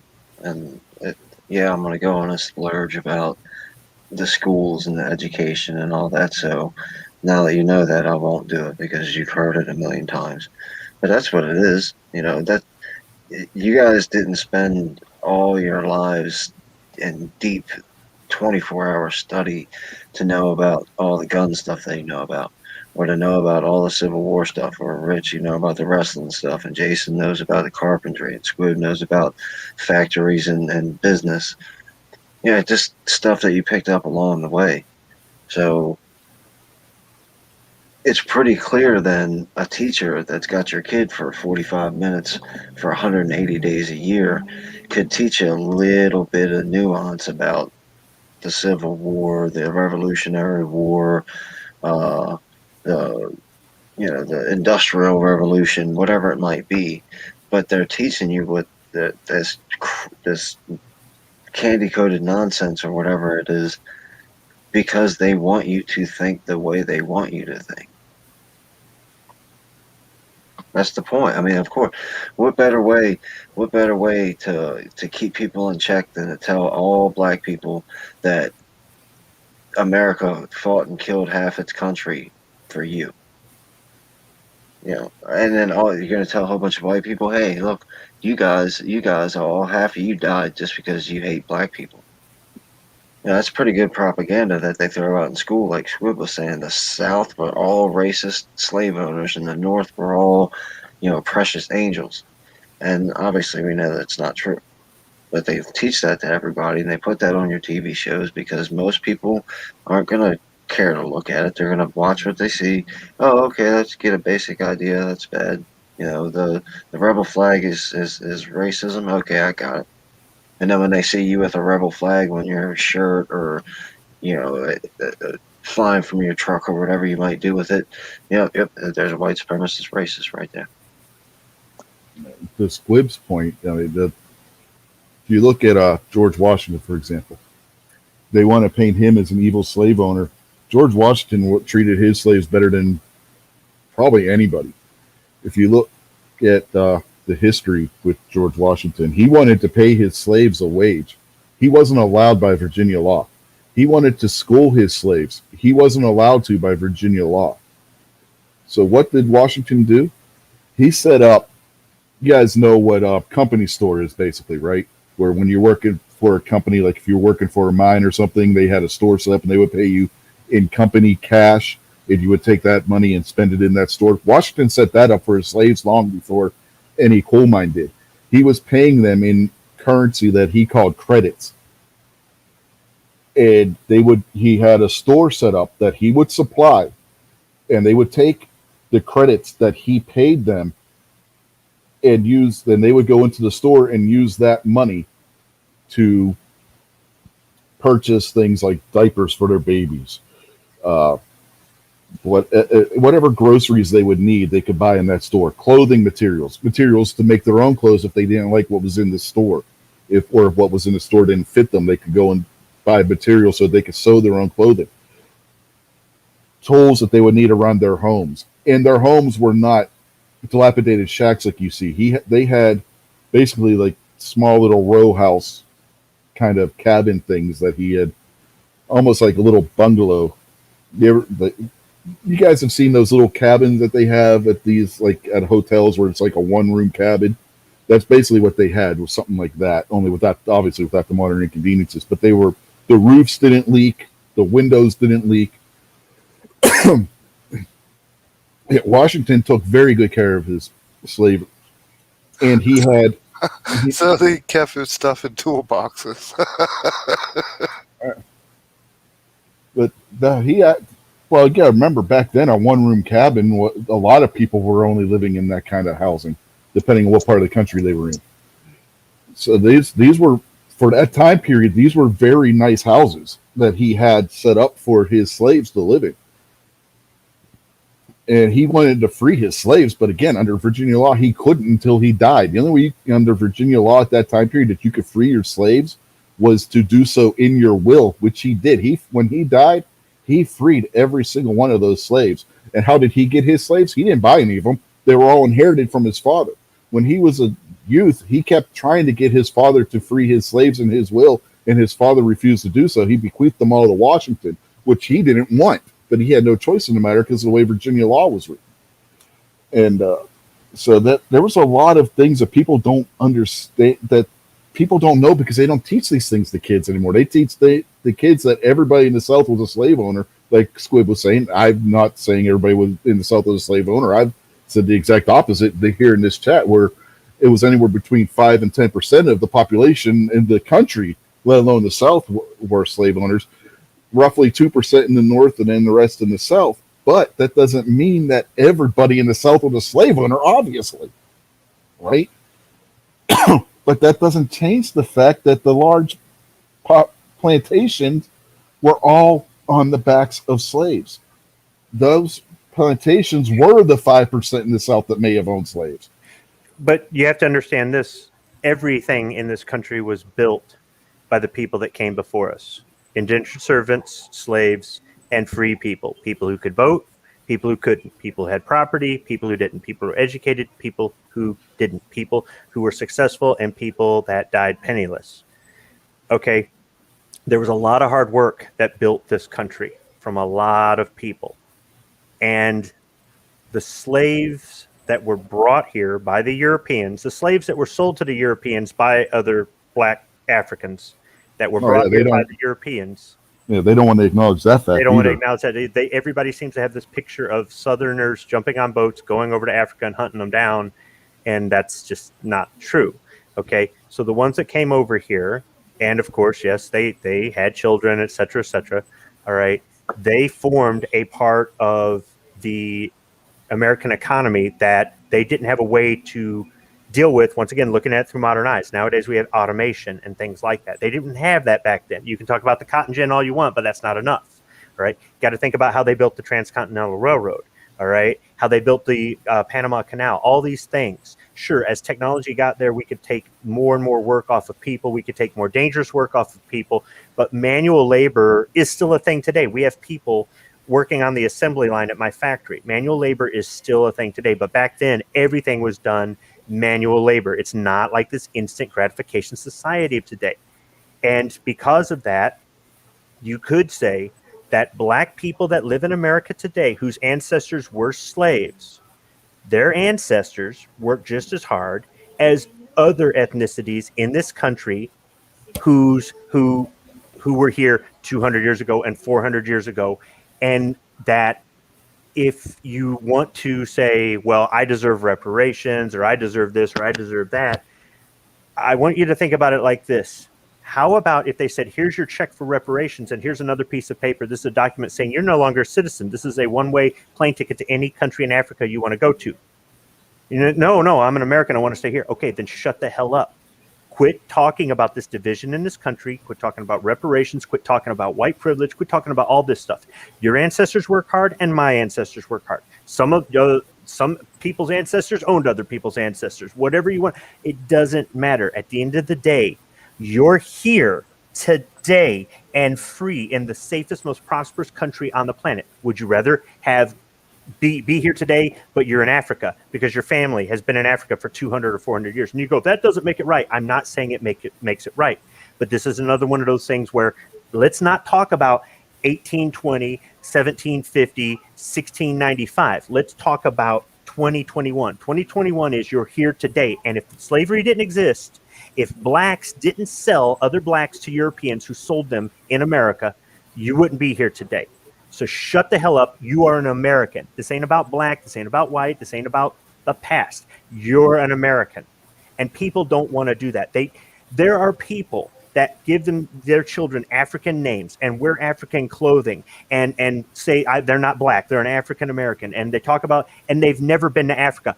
I've been to fucking Africa. And I can tell you, when Trump said it's a third world shithole, it is a third world shithole.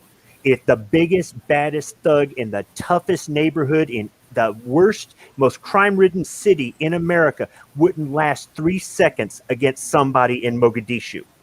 So don't tell me that you deserve this or you deserve that because your ancestors made a sacrifice that they had thrust upon them. You think they wanted to be shipped over here? How many of them died on the slave ships on the way over here? How many of them died when one tribe would come in and wipe out a village and anybody who survived got put into slavery?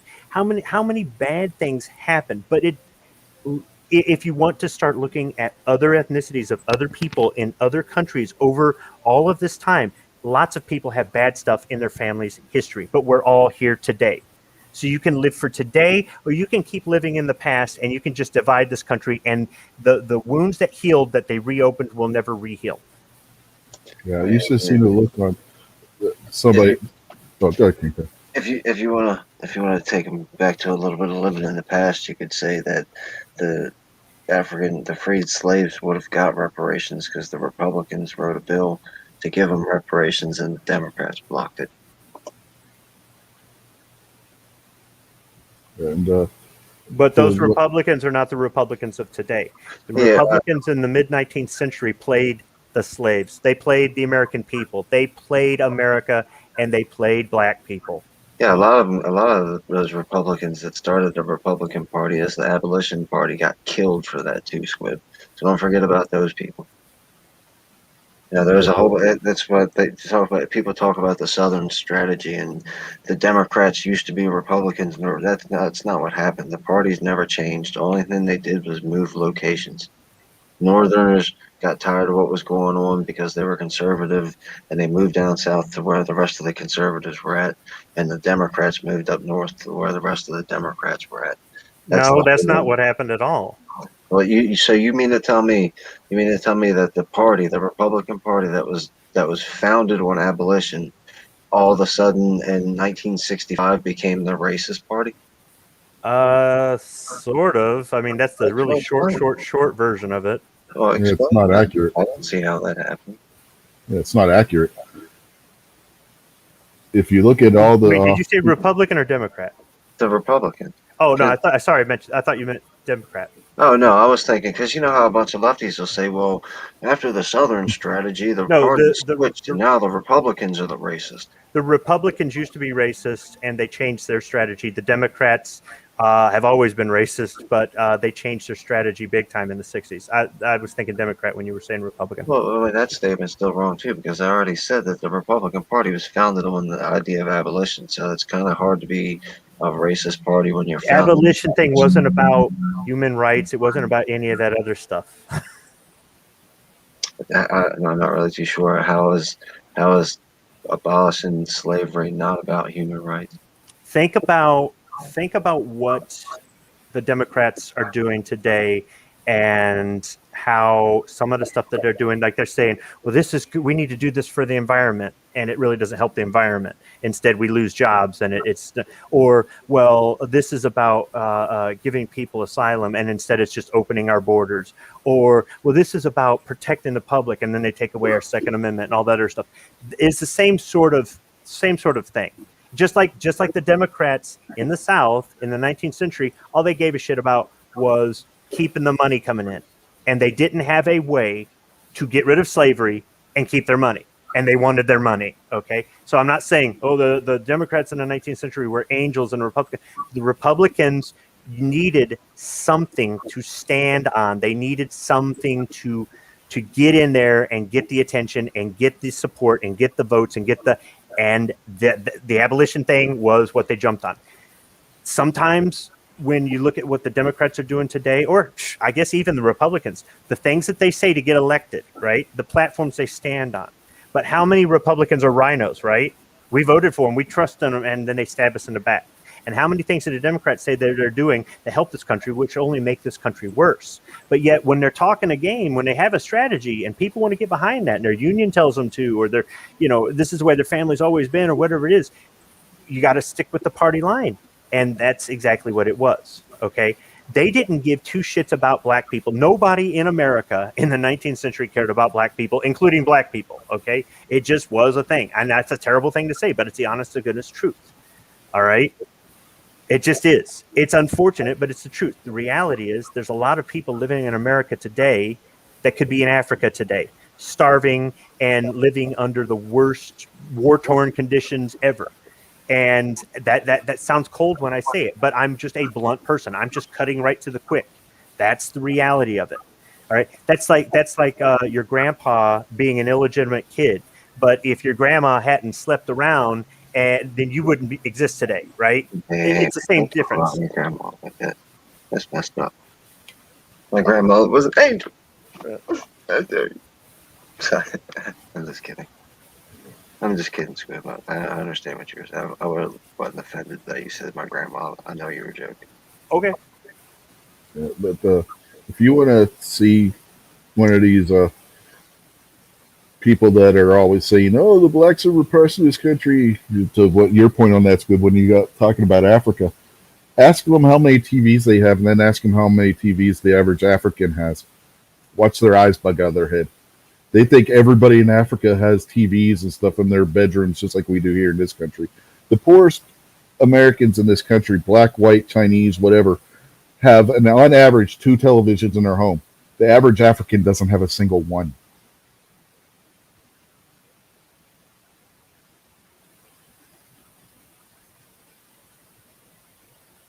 The United States of America did things to try to deal with slavery. They did try to end it.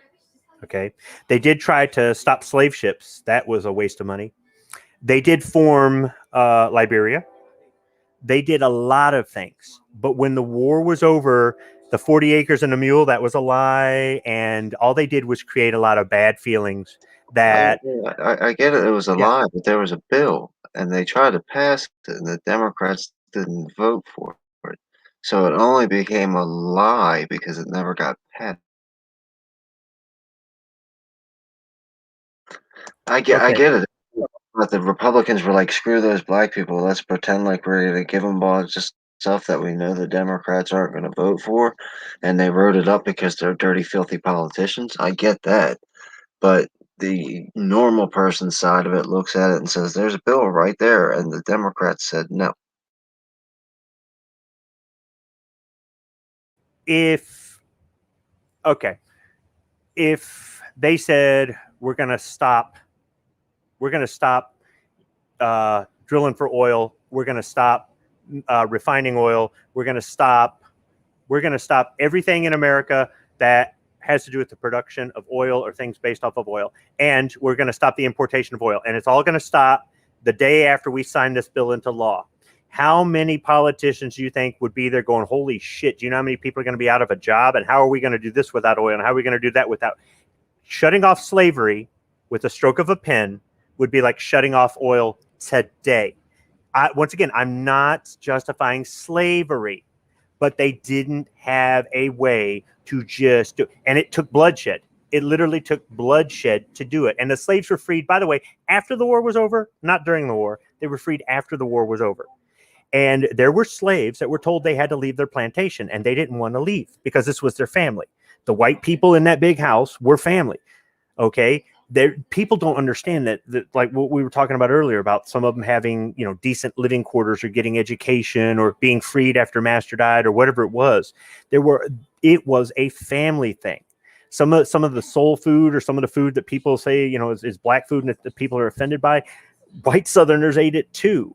It's strange how much of the culture. Have you ever met a black person that had a Southern drawl?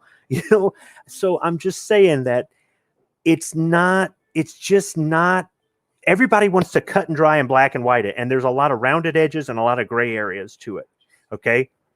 I am not saying the Democrats were angels. I'm not. It was all about money. And it always will be all about money. And today, what's it all really about? It's all about them finding a way to make money.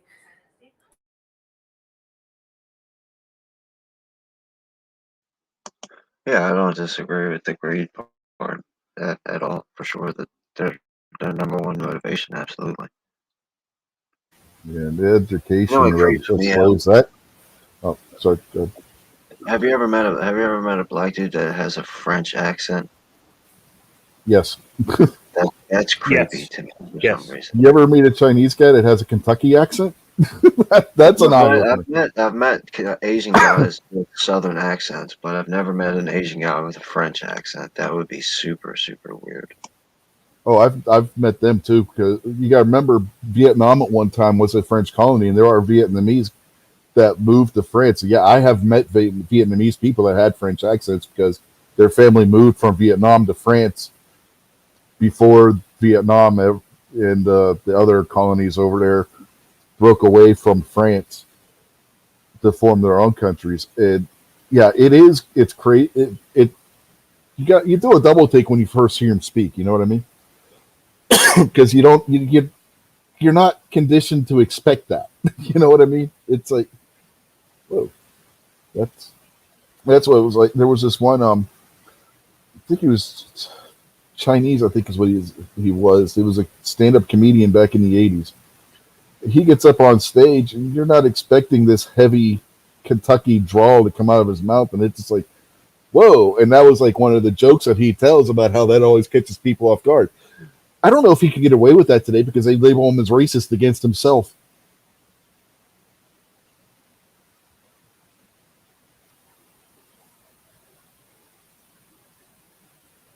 But the guy was funny as hell. I wish I could remember what his damn name was. But he was always on like Comic Strip Live and what was it, Evening at the Improv back in the 80s and early 90s. Yeah, dude was extremely hilarious.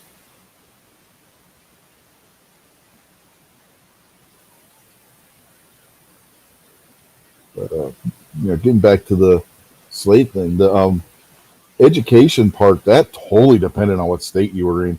Virginia, you were not allowed to teach your slaves to read or any such thing. It was in the Virginia state constitution. You could not teach your slaves to read because they wanted them kept illiterate because they thought that that would keep them from revolting or some nonsense. But yeah, it's really weird. Hardy har har obnoxious. It was like 30 years ago, man. And I haven't seen that guy since then. So it's like, it's not like he's a George Carlin or Richard Pryor where he was like a big, huge national star. I just remember the thing that always stood out was the Kentucky drawl and him making fun of his own accent and stuff. It was just hilarious. But yeah, the education. One of the ways Washington would actually get around that was by he would have certain members of his slaves ordained as ministers because they were the only blacks that were in Virginia who were allowed to have an education. Because to be a preacher, you have to be able to read, right? So they were exempted. So he would have numerous guys be ordained as ministers who were members of his slavery, the slaves that he owned, and it was his creative way of educating his slaves and keeping it under the radar, I guess you could say, because these preachers would be teaching Sunday school and accidentally during Sunday school teaching the other slaves how to read without realizing, in air quotes, that they were doing it. So that's how Washington educated his slaves. He did it secretly by having slaves register and be ordained as ministers in his local church. I wonder how all those Middle Easterns got all their slaves back in the day. Oh, they still do. Slavery is still legal in Islamic countries. People don't realize this. They think slavery has been abolished worldwide. It hasn't. No, you can. There's North Africa's got a huge slave trade going on right now, and then all of China and North Korea are both slave states.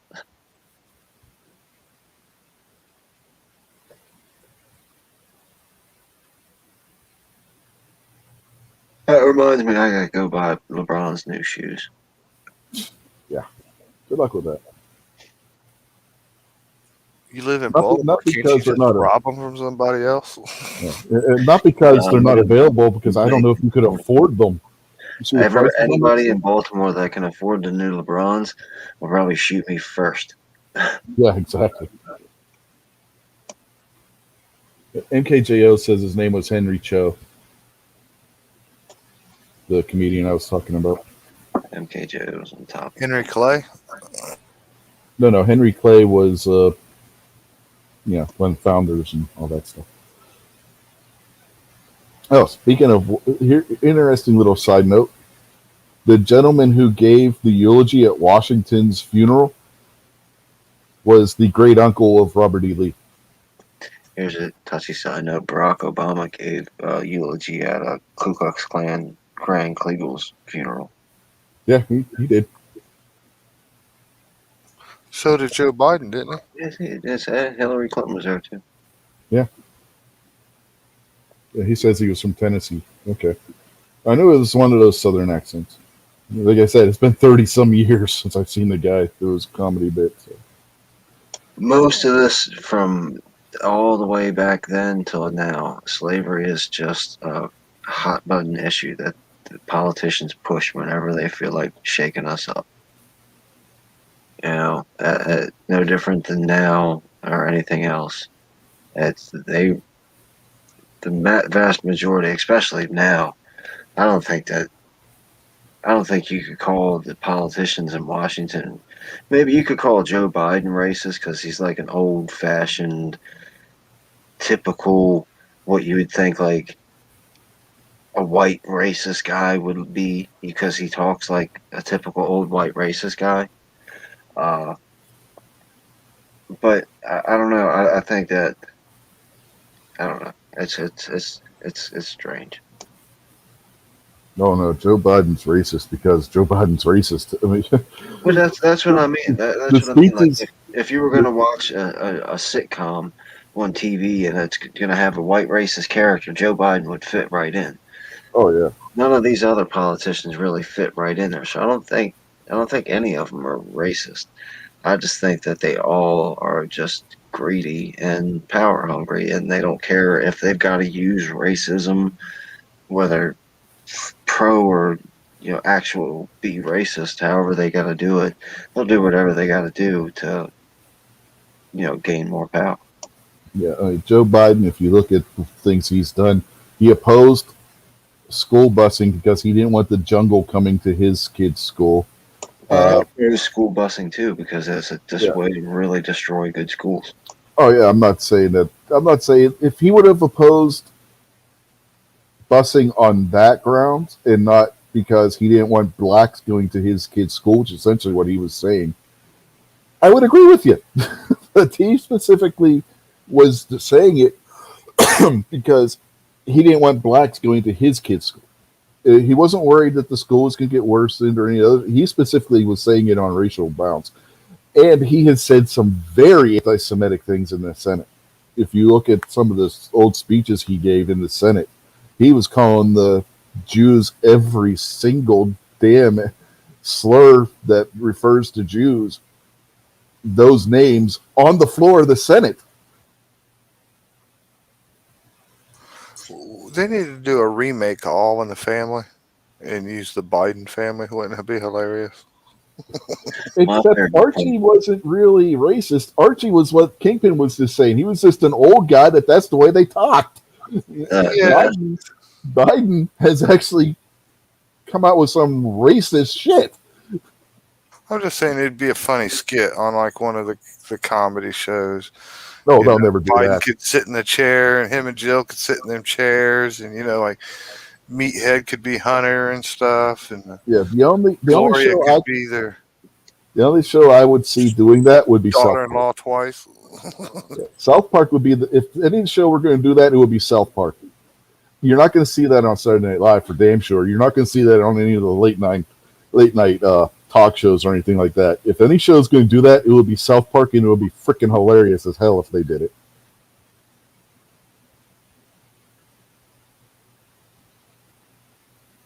I mean, hell, remember they're the show that had a nuclear bomb in Hillary's snatch and called it a snook. All right, if South Park ends up making it, you all know I had the idea first. Telling you, we could all shoot our part and then email it to Squibb, and he could edit it all together and make a quick sitcom out of it, like a 5-minute long video sitcom out of it. G23 says I only pick and choose, so I acknowledge. No, the problem was that Obnoxious was making most of his comments when Squibb and I were really getting into it, so I really wasn't paying attention to the chat at that point.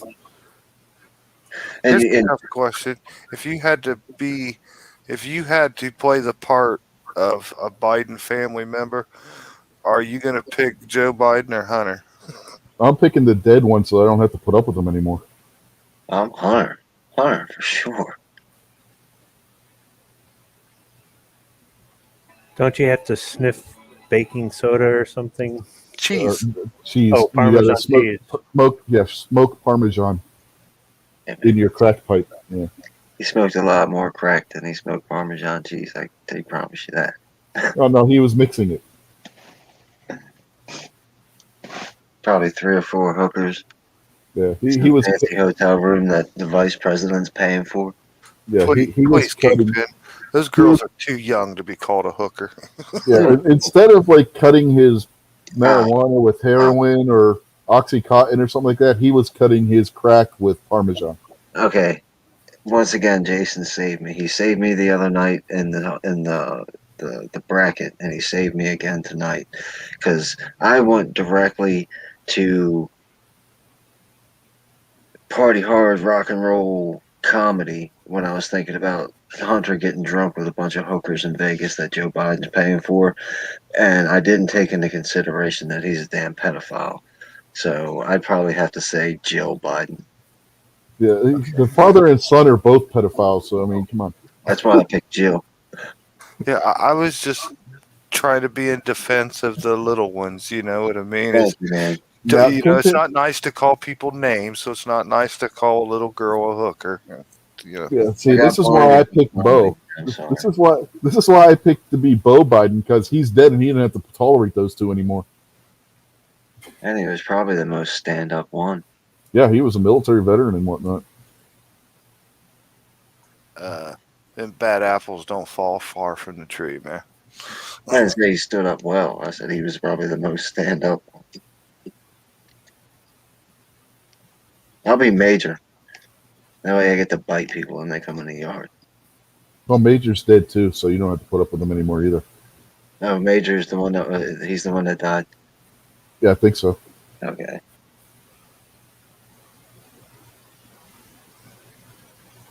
I could be wrong on that. I don't know the name. I think that's the one they said died. Or I might be confusing him with the one that died because of the fact that he was in the news for biting people. Yeah, that one was Major. Major was the one that was biting people, I think. Yeah, well, which one was the one that died? I think it might have been Major. I can't remember. If not, it was the other one. Was it Bo Biden? Who's No, Bo? Bo was his son. Bo Okay. was the kid that died. Yes, Hunter- Bo was his older Hunter son was that died banging of his wife. cancer. Yeah. Hunter was cheating on his wife by banging his sister's wife. Or his brother's Bo, wife. huh? Yeah. Probably named And after don't Bo forget, Luke, huh? don't forget. No, Racist he was Southern. also doing crack with his 14-year-old niece. Oh, don't forget that he was also using the guy's military government credentials too. Which is highly illegal, by the way. I don't think this guy's ever done anything that wasn't illegal. No, I don't think he has. It's like, Or ethical. He was Yeah. born. I don't know if his birth was legal. Yeah, that's true. Joe Biden was involved. Hey man, you know how the story came and go last year or so about Hunter Biden getting sued by the stripper for the paternity test? Yeah, which by the way, he passed. In other words, he was the father. Yeah, so it turns out, and remember, I think there might have been one question thrown toward Biden about something, and he didn't have a very good answer on it. But it's basically Joe and Jill Biden aren't recognizing their own grandchild. Yeah. Okay, so that just shows you the character of the people we're talking about. You know what I mean? Just think about that. They are not going to recognize and acknowledge their own grandchild. When they had the debate between Trump and him, I think Trump missed a huge opportunity. I would have brought every one of my family and all of my grandchildren out there and put them out in the front row. And I'd have just thrown in that quick little jab or whatever. I love my family and I love all my grandchildren. And he didn't use that opportunity. Oh yeah, bring out Ivanka, her kids, and her husband, because Joe was denigrating his people on the floor of the Senate, and Trump's daughter, since she converted to Judaism. And what else? Oh, not only are they not recognizing their granddaughter, they're not recognizing their biracial granddaughter, so that makes the Bidens racist on top of that too. Because I believe the hooker was a black lady. Look, man, that to me, that's just the low of the low. Yes, there's deadbeat parents out there, and yes, there's parents that don't get along, and the children get caught in the middle. You know what I mean? And dad's not around or whatever. But the grandparents are supposed to be there and love these children. It's their grandchildren. You know what I mean? And for them just to be like that, it just shows, man, what scum that they really are. Yeah. Get no argument on that one. That's. I don't even know. No, I won't give you an argument on that one because I don't know if scum is a bad enough word to describe them. Yeah, I mean that's just pretty low for the grandparents not to acknowledge a grandchildren. You know, the grandparents, should be disappointed in their children for this being the situation or whatever, and just give the child love because that's what they're supposed to do and that's what the child needs. But to like totally, like deadbeat, you know, just don't even acknowledge them, don't anything, and mad about them. That's a little child that didn't surely ask to be part of your family, and to treat something like that, eh, I mean, Jesus, man. I mean, how low life do you got to be? Well, they probably think that she should have aborted the baby anyway. Yeah, they're the lowest form of humanity that there possibly is. Liberals have always been the same. Always. Now, right now, Joe Biden is no different than any other uh, decapitating brute from the Middle Ages or the Dark Ages or Neanderthal times. He just wears a suit and carries a pen.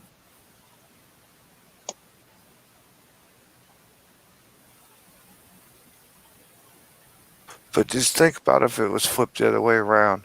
If Trump had grandchildren he wouldn't acknowledge, if Trump and his sons were having lawyers and playing tricks and everything, trying to like not even fess up to being the father of this child or anything, the news would have been on that every single second of the day.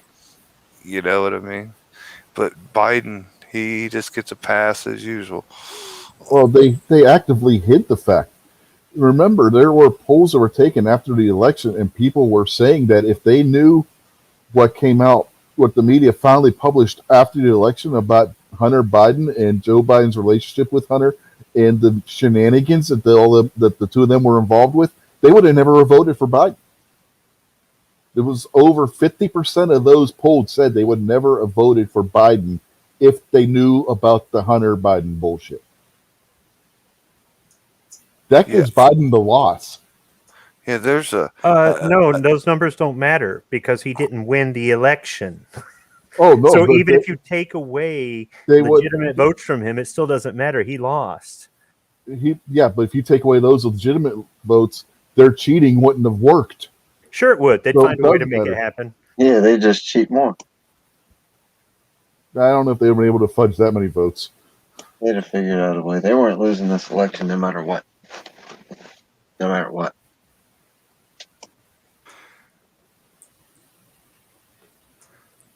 It makes you wonder about past elections a little bit too, doesn't it? On both sides. Hillary Clinton had the Dominion machines. Hillary Clinton had all the same ballot counters, and they just didn't factor in how much people hated her and how much people were willing to hold their nose and vote for Trump. No, the reason it worked so well this time is because Republicans were in on it. That too, yeah, totally, yeah. They really, really hated Hillary Clinton. And then as soon as they got Donald Trump, they really, really hated Donald Trump.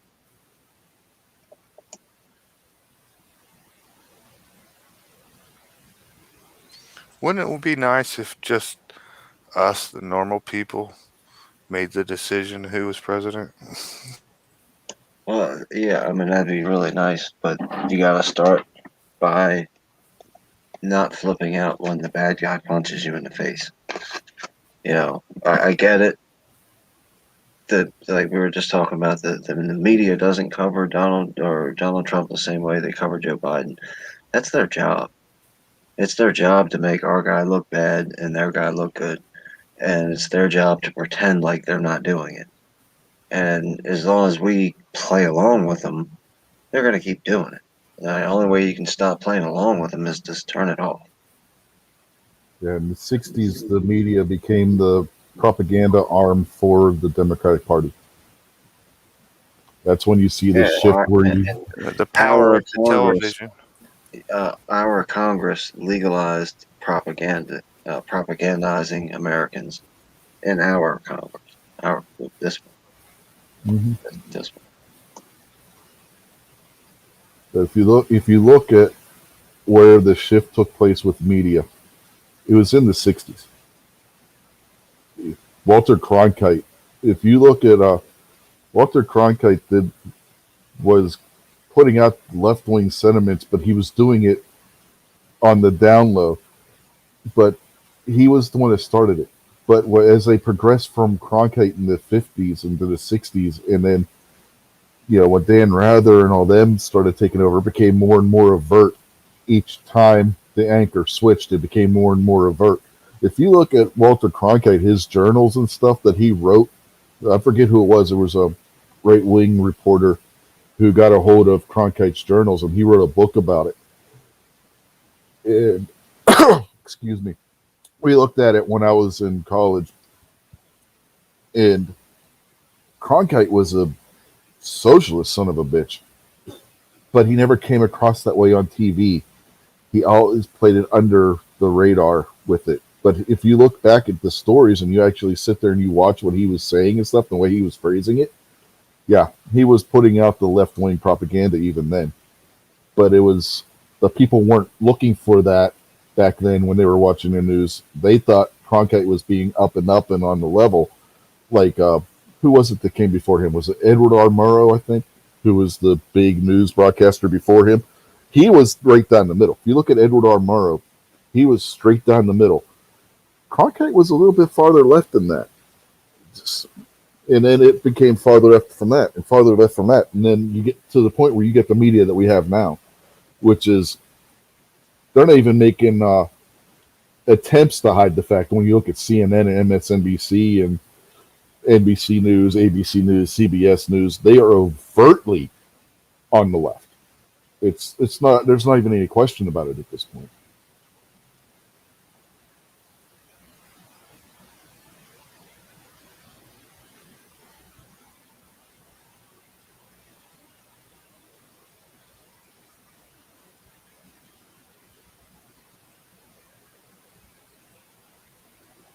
Everybody got quiet.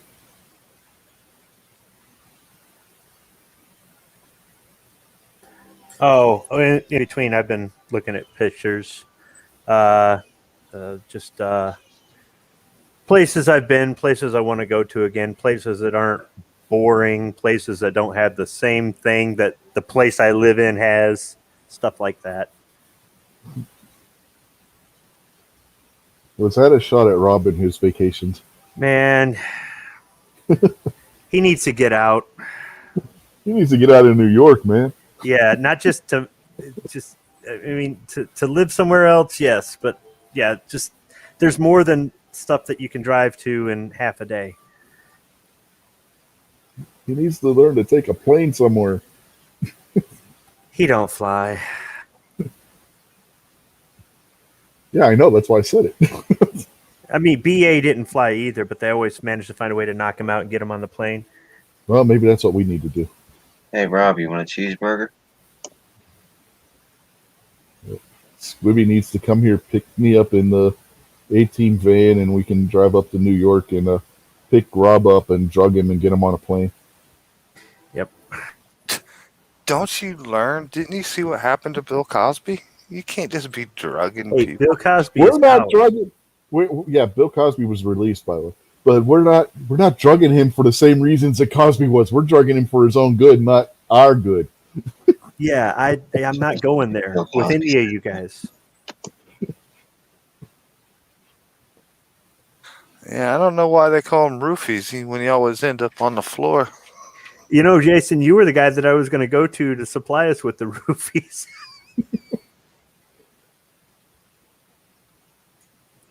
I'm a little short right now. Just use a hammer. You ask who you want, one lump or two. When I nod my head, you hit it. Yeah, you just like point your finger. Hey, man, look at that. And then you doink them right on the head, man. Rubber mallet to the dome. Ooh. Look at everybody else. They get the car started. That's one of my favorite TV fallacies, I guess you could call it, or dramatizations, however you want to look at it, is the whole bump you on the head or bump you on the back and knock you unconscious thing. There are some people that one hit just in the right place and they're out. And there's other people that take the same hit and it doesn't. No. I've been lumped over the head plenty of times with all kinds of stuff, or stood up too fast and banged my head on stuff. and it never knocked me out. But I've always loved that on TV. You walk up behind the bad guy, chop, and he falls over asleep. Especially when it's like a 90-pound soaking wet woman and like a 300-pound muscle bound stocky guy, and she just sneaks up behind him and just it's a karate chop to the back of the head and over he goes. And it's like Yeah. yeah. Yeah, that guy would have turned around and just knocked the shit out of her. Reached back like he was swatting a fly or something. What is No, he would have turned around menacingly and stared at her and just slapped her and knocked her halfway across the room. Or he could have just said something like, "Don't make me use the patriarchy to display my toxic masculinity right now and give you a little bit of equality." No, we're talking about the 80s. That wasn't a thing. Oh, my bad. I'm twisted yet. They got me, man.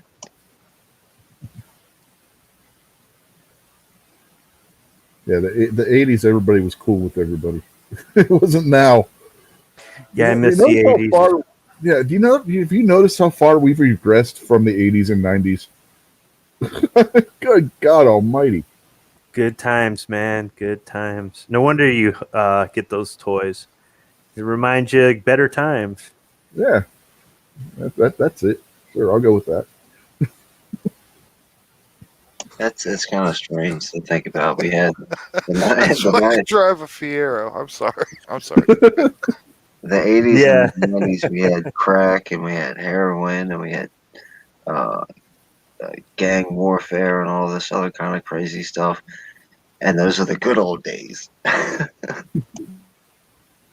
Well, Oh hell yeah, yeah. man. What is it? What cocaine? Yeah. The There wasn't nightclubs. Yeah. We had kicking clothes too, man. We had the fashion back in the day. We never had fashion since then. Yeah, the '80s was a great time, man. Still had a little bit of mafia to brag about. John Gotti and stuff.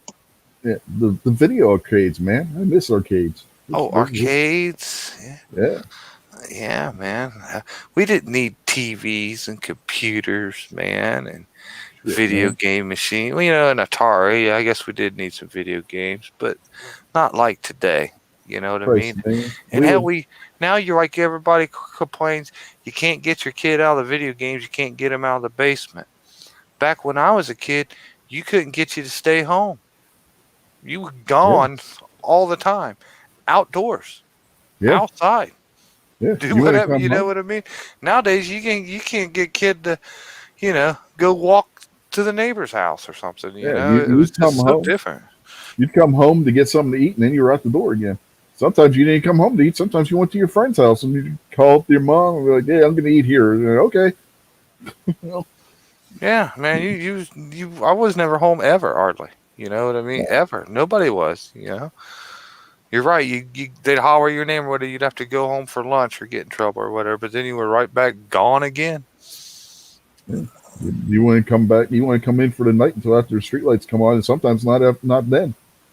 Yeah, you gotta be home before the lights come on. Yeah.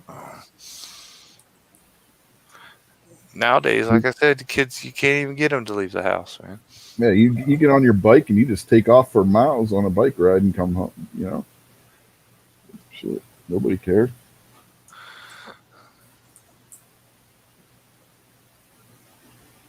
And we had real rock and roll, man. And we had like Miami Vice and the A-Team. You know what I mean? We had a little entertainment on the TV at night. Miami Vice had the best opening sequence of any show. Especially if you were... I'll double down on that. Yeah, especially if you were like 11, 12, 13, 14. Oh, man. That was the closest you could get to nudity on TV without having the dirty channels. I don't think I've watched one full episode of Miami Vice, ever. Oh, we only got to watch the beginning, like Rich said. I love that show, man. I probably maybe seen every single one. I just always liked that show. That was good. Lots of guns in it, man. Lots of action. Yeah, I know that there were shoot 'em up cops, and one of them wore like a white jacket, and the other one wore like a T-shirt. And it was the white guy and the black dude, Crockett and Tubbs. But I never watched an actual episode. Oh my God! Oh, dude, man. you need to find whatever streaming service has it and watch it. Music on that show was awesome as hell too. Oh yeah, Man. that was their big thing, wasn't it? Yeah, they Yeah, because they would have like incorporated popular, yeah, current moment, current times music into the show. yeah, I mean, every week. Yeah. Glenn Fry, Huey Lewis, Phil Collins, and not only was there music in the show, they would appear in the show. Phil Collins was a recurring Oh yeah. character on the show. Yeah. Yeah. Yeah. It was. I liked it, man. I liked that show. It was always, against the cocaine dealers, the Colombians, or something. You know what I mean? There was always that good shootout or whatever at the end, or the bad guy in town is the Colombians. You're just all scared to death, like the mafia. You know what I mean? They just like Yeah. playing the role of the mafia, and The funny, Crockett was Elliot Ness. yeah, the funny part of that show, they were Vice, but they were doing narcotics job. Yeah, they didn't bust many hookers in that show, did now they? that you say that, huh? Oh, I guess they're just after people's vices, wasn't they? Yeah, Vice Squad is generally, like you said, the ones that go after hookers. Sometimes they would be investigating prostitution, but somehow their prostitution investigations would always lead them to a drug lord. But most of the time, yeah, they were just going after the drug kingpins and the importers and whatnot. Yeah, man, that show was just kicking, man. Nice cars, man. Nice boats. Like I said, the fashion was kicking in that show. You know what I mean? Like, remember what he start? He started like the slip-on shoes with no socks. Remember? Wasn't that with Yeah. the craze, and like the colors were always like turquoises and pinks and bright, happy colors and stuff. Not rainbow, but you know what I mean. It was just different, man. It was cool. I had the Crockett suit back then I had the Miami Classic holster, and I had the toy version of like I don't remember if it was a 1911 or a Brent 10. But he used both on the series, so I had that. I had the knockoff Ray-Bans because I couldn't afford the real ones. Oh yeah. There was the expensive sunglasses too from him. Yeah. Oh, and that's not we forgot one of the singers that appeared on the show, Sheila Easton, because if you remember, for a season or two, she was Crockett's girlfriend until she gets killed. Yeah, she was on there a couple of years. Yeah, weren't they getting married or something? And she played a singer, entertainer too. As when she was Crockett's girlfriend, she was a singer on. She was a nightclub singer. Weren't they supposed to be getting married or something, and she got killed before they got married? Maybe something like that. She was on the very last season, right? She was on the very last 2 seasons. I don't remember. So I don't remember how they ended her, but yeah, I don't remember what 2 seasons it was. I just remember that she was on there for like 2 seasons. I think it was the very last 2. Yeah, that's one thing I can't remember what the final episode of Miami Vice was. I don't remember it. I know the first one, but I can't remember what happened on the very last one. Yeah, the original Ferrari wasn't even a Ferrari; it was a car with a body kit. Ferrari found out about it. Was it a Fiero? Was it a Mira? No, it wasn't a Fiero. Yeah, it was a Corvette. But Ferrari found out about it, and they sent them the white Testarossa that he would use the rest of the series. Yeah, they sued the kit car company too that made that original Daytona Ferrari. They were selling kit cars, and Ferrari said, "Oh, that is just too close to ripping them off." You know what I mean? It's too much of an exact replica. I believe they won in court. They sued them, and Miami Vice wasn't allowed to use that car anymore. But Ferrari was smart enough to, jump on the popularity of that TV show, and Ferrari gave them real Ferraris to use on some of the scenes. They still wrecked up some like dummy cars, but Ferrari made sure it was their actual products that was getting displayed on screen. Yeah. And if you remember, while they were going through the lawsuit and everything, his car went from being the fake Daytona to being a beat up old like 50s or 60s pickup It was truck. like a 50s hot rod pickup truck, man. It was like Yeah. a 50s Ford hopped up, you know what I mean? Somebody put a Yeah. good V8 in it and some wheels and shit on it. Yeah. Not exactly the $1 million looking drug runner car. Yeah. Because that's Yeah. what Crockett was, right? Undercover, he was like Yeah. He was always some a wise rich guy, hotshot kind guy. of, yeah, dealer or something or whatever. His image that he was trying to portray, and that little pickup truck just didn't cut it. Yeah. And he lived on that boat. I want to know how on a With the Miami alligator. police salary he could afford that boat. That boat was not cheap. Or the cigarette boat. Yeah. What do you Yeah. think they did with all the money they collected from the drug lords? Oh, yeah. Taxation without representation. And you guys remember what the alligator's name was? Elvis. Yep. Alligator named Elvis. It's funny on that show. If you, I can recall, because I've watched some replays within 10 years or so I can always remember that. It's funny to me, how they mention dollar amounts, like in that show. And like those cops were, what, $300 a week. They kept calling him a $300 a week cop. That was their paycheck in the 80s, 300 a week. And I remember like another episode, like that Crockett guy, they'd always bitch about something, man. Are you kidding me? That cost me $27.50. You know what I mean? And shit like that. Oh my God. That's $19 down the drain. You know what I mean? It's like serious about it, man. Okay. The money amounts were real low, but yet they're doing these drug deals, whatever, kilos and suitcases full of, hundreds of thousands of dollars. But when it was their real lives and stuff, man, they just didn't have no money at all. Yeah. Here's a question. Talking about cars, we're going to go two Don Johnson TV series. Okay, both of them police dramas. I know what it is. Which car would you rather have? The Ferrari from Miami Vice, or the rare Barracuda that the car he had in Nash Bridges was supposed to be? The Hemi Cuda convertible. Yeah. You know what, man? I imagine that Hemi Cuda convertible, if it's a real Hemi Cuda convertible, is worth a lot of money. Yeah, the one on the show wasn't, because obviously they couldn't find enough of them to do the show. Yeah. But they had all the badging and stuff on it. The right options on a Hemi Cuda convertible could be several $100,000, but man, there's something nice about it. I'd have to take that white Ferrari Testarossa. And what about you, Squid? I'm really not interested in either car. Squid would rather have the fake Daytona. I'd also take the Not even that. I'd take the light blue Cadillac convertible that the other guy had.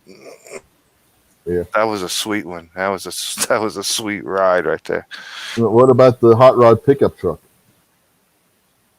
Nah, I'm not interested in that. No, I'm talking to Squid. Would you take the hot rod pickup? Trucks aren't meant for that. What about you, Kingpin?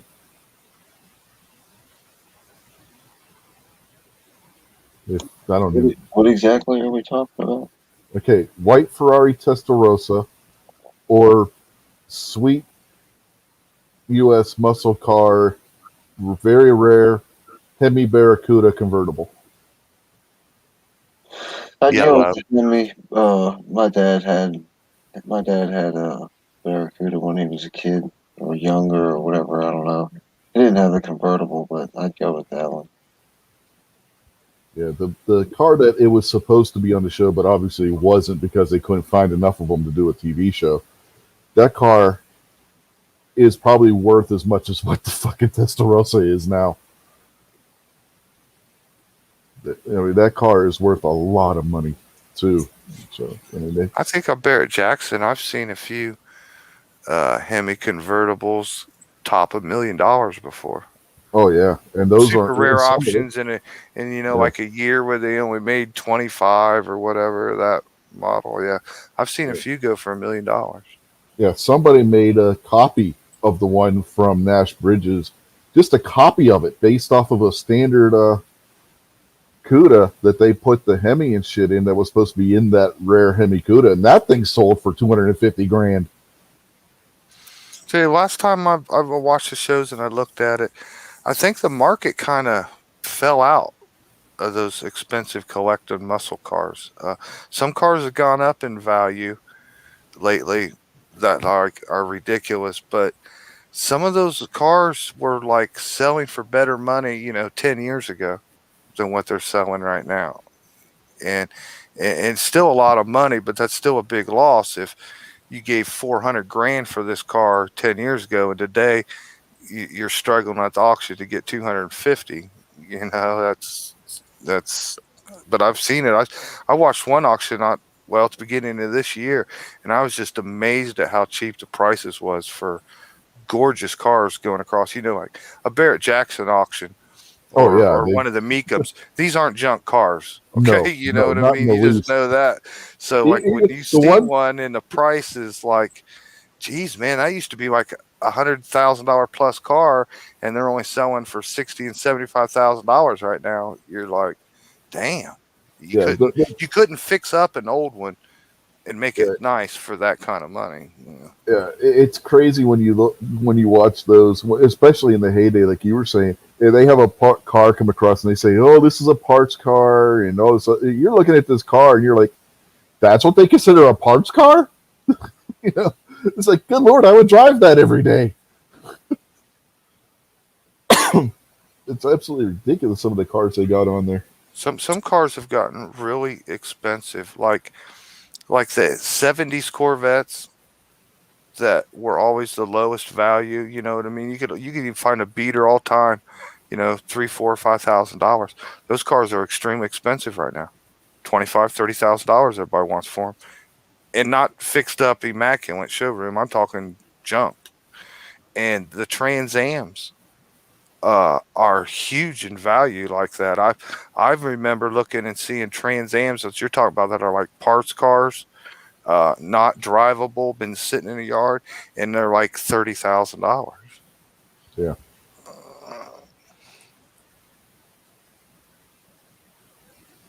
yeah, it's crazy with the car, especially when you're watching this Barrett Jackson. It's like, oh, I would love to have that car. Oh, I would love to have that car. Oh, I would love to have that car. So you're looking and final prices go like $250,000, $300,000. Like, damn. I went to a car show here. At the racetrack here when they had a Ford weekend, and all the cars and all the show cars, everything's a Ford. This one guy came from, I believe, California or somewhere, and he set up a whole bunch of great big tents, like a wedding reception tents outside, and he had 9 million, $9.5 million worth of original Shelby Mustangs all underneath those tents. You could go look at them. And he was a collector like I am about guns. He'd have like 3 of them that are identical. You know what I mean? He's a guy that bought every single nice Shelby that he ever came across. But it was I forget how many cars was there. There were several, a lot. I mean, I forget 15, 20 of them all at once. But it was $9.5 million worth of Shelby Mustangs sitting there. Some guy just drove all the way here to let me look at them. Happy Independence Day, everybody. Yeah, it's officially Yeah, after midnight on the East yeah. Coast. The only coast that matters. Yeah, I saw the one of the original Eleanor cars there that day too. Had Nicolas Cage and Angelina Jolie's autograph on the dash, and there was a couple Ford GT40s there that day. Yeah, they usually put on a good show here. Yeah, I'd rather have the one from Bullet. Actually, that just sold at auction a couple years ago Yeah, for what, $4.5 million. I couldn't believe the amount they got for that. That, but it was the one that was actually used in the chase scene, which is probably the best chase scene ever filmed in a movie. Yeah, and the people who owned it like daily drove the car for years. Yeah, they didn't. If you remember, they didn't know what it was until Yeah. somebody told them. They had no idea that was that car. All right, boys, I'm going to sleep. Happy Independence Day. I'll see you guys tomorrow sometime. Okay, have a good night, Kingpin. All right, take care. Take it easy. I know they found the very first Boss Mustang, the prototype that Larry Shinoda drove to work every day himself.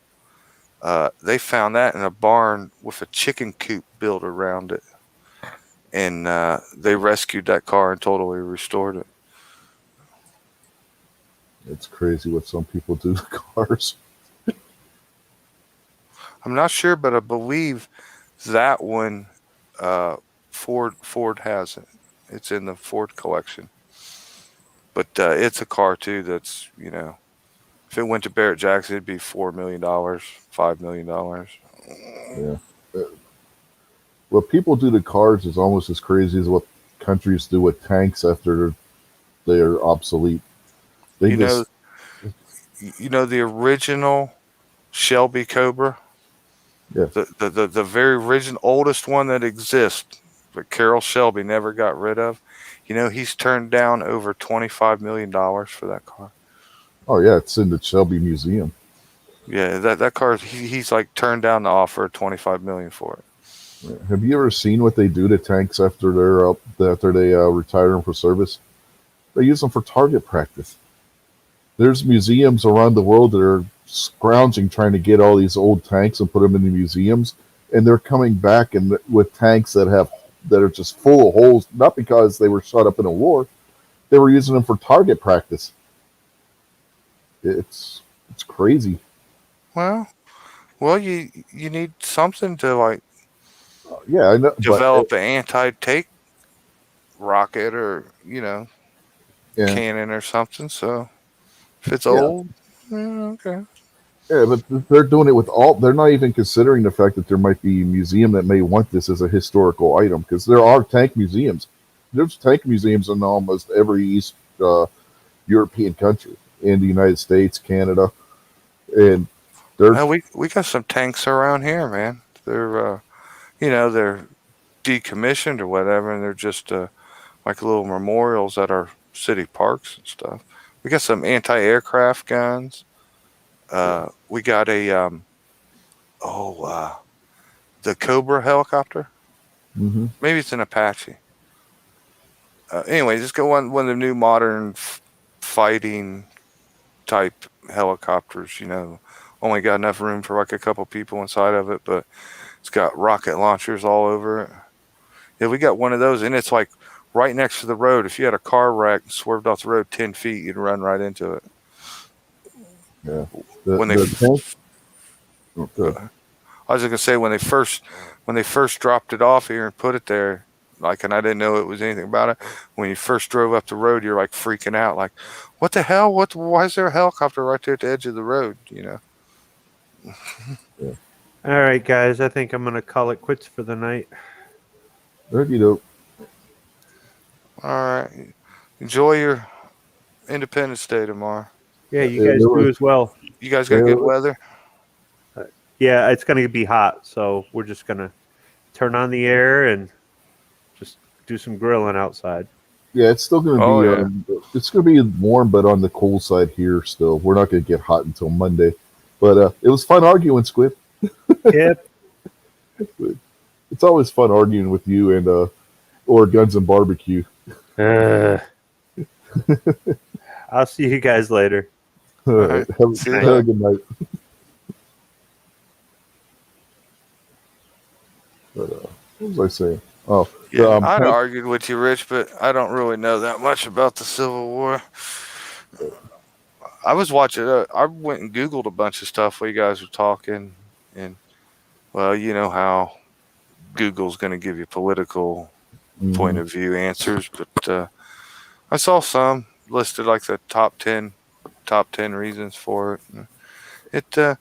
It had those issues you spoke about, but it seems like there was a lot more issues that just complicated the whole time period. Yeah, Stuff about new states coming in, and does the government have the right to control them, and people fighting over what's balance it out, or even number of slave states, even number of non-slave.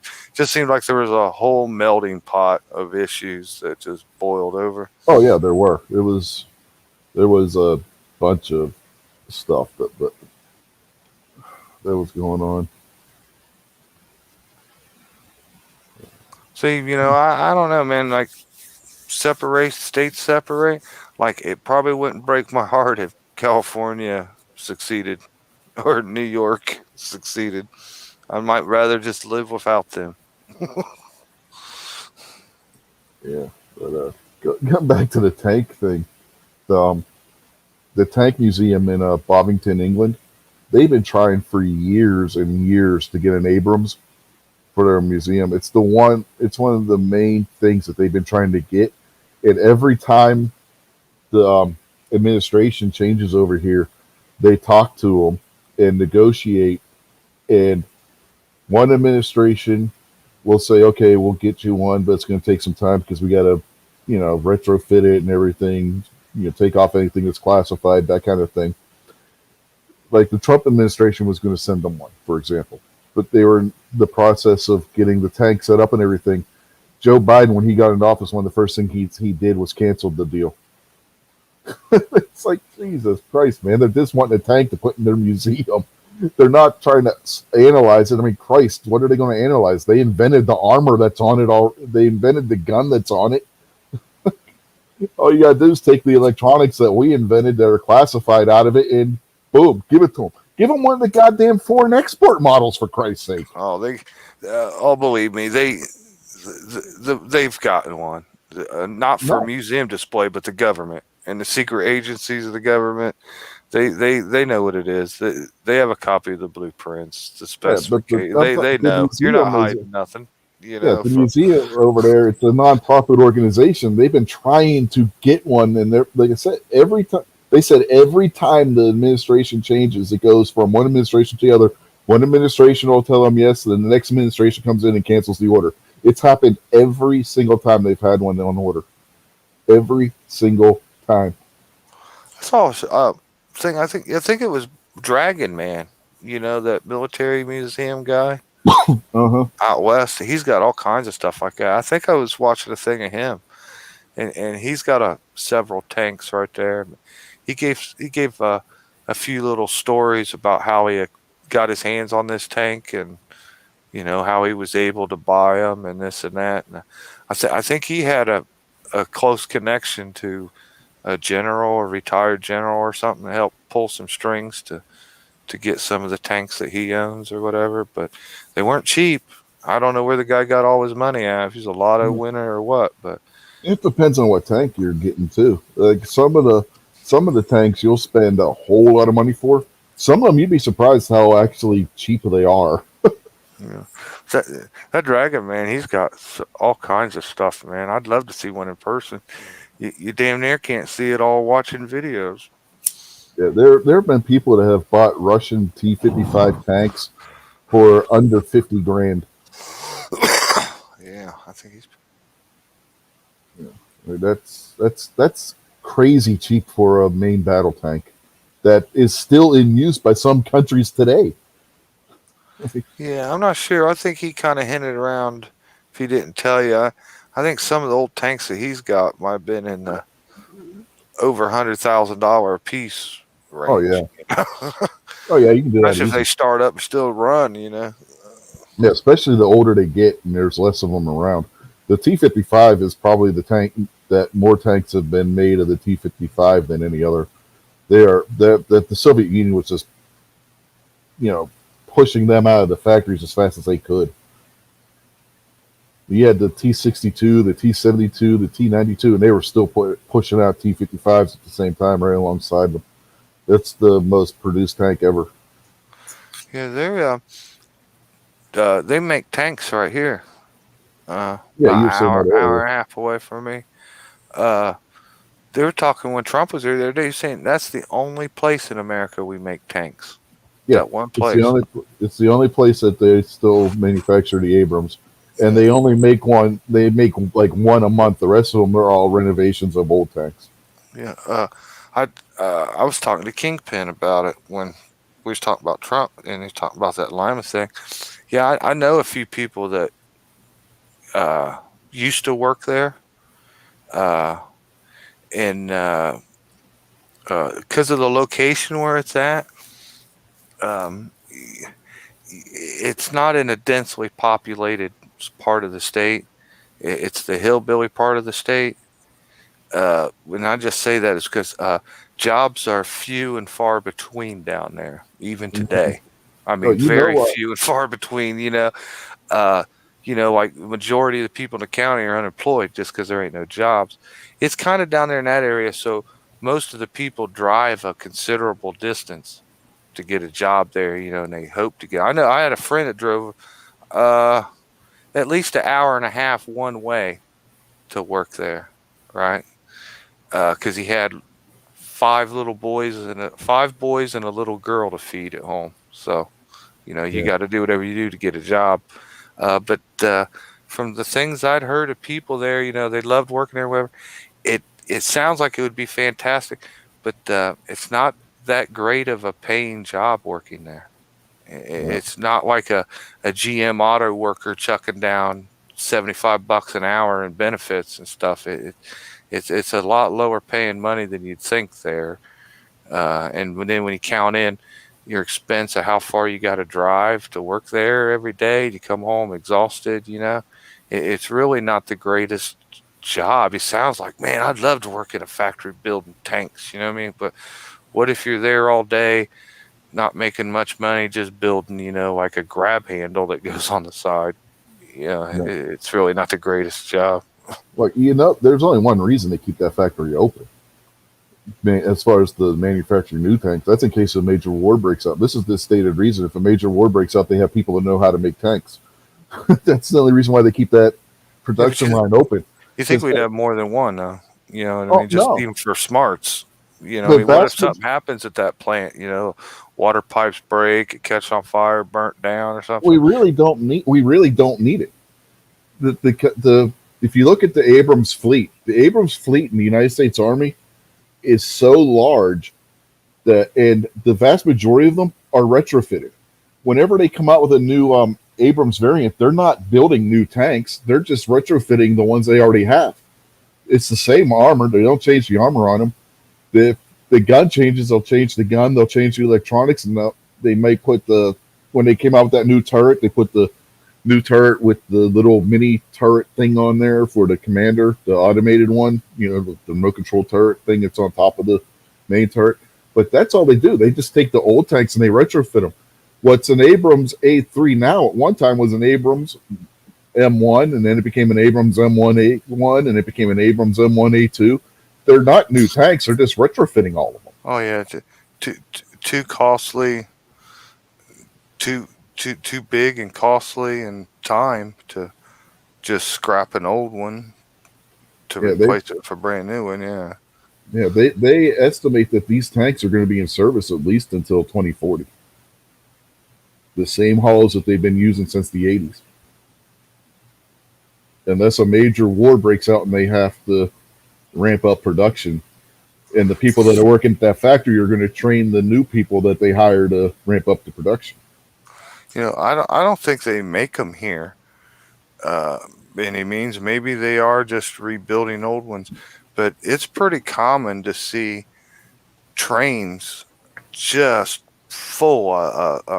A 5-minute train, 10-minute train you're waiting on at the track, just full of Hummers, brand new Hummers, man. Yeah, no, they're Two, manufacturing new ones, but like I two or said, they're only three making. per train car. You know what I mean? Just nonstop. Not a single other piece of cargo getting hauled on that train other than brand new Hummers.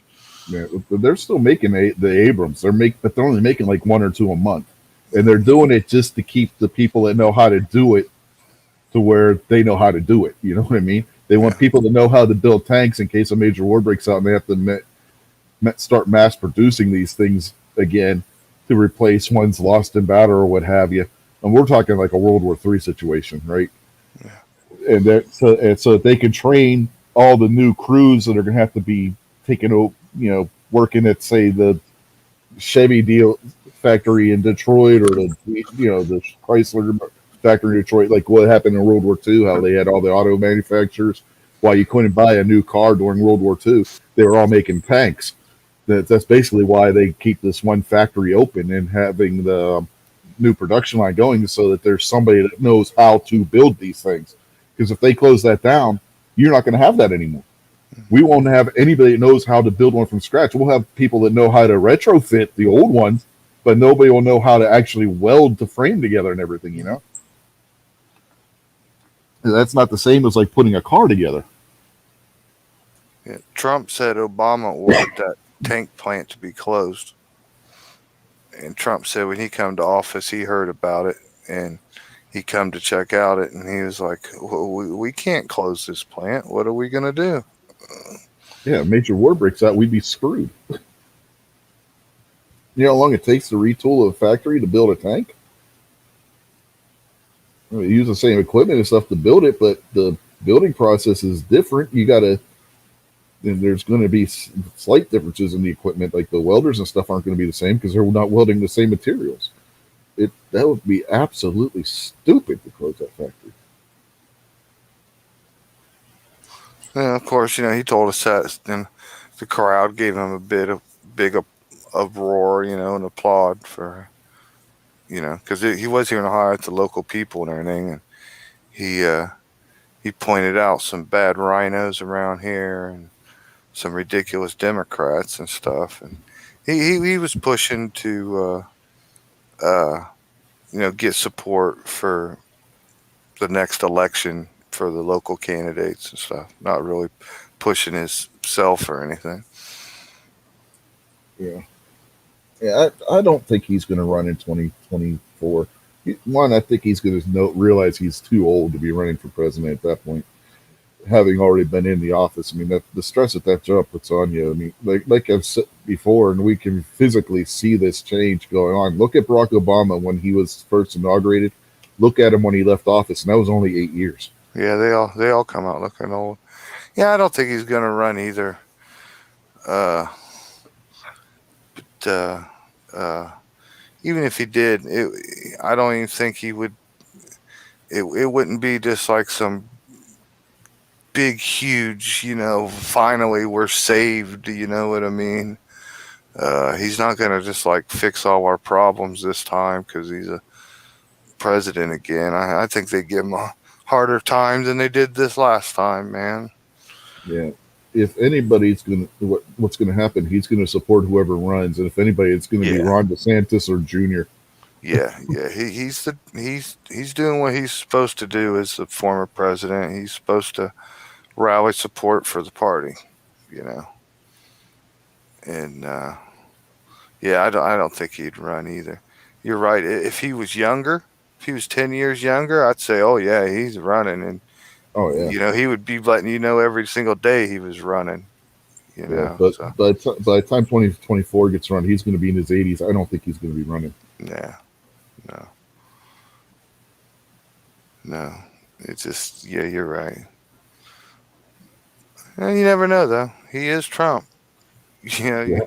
Don't guess him or count him out because you don't know what he's going to do. But yeah, I believe he's too old. I think we all kind of know that. Not that I don't think he could do the job mentally or physically because of his age, but you know what I mean. But on the same token, he's not going to run because he's too old. Yeah, he'll back whoever runs. He'll support the person running, depending on who it is. And, if it's Ron DeSantis, he'll back him. If it's his son, he'll definitely back him. I wouldn't be the least bit surprised to see Don Jr. run, either for president or vice president. Could you imagine a Ron DeSantis, Donald Trump Jr. ticket? That would be insanity right there.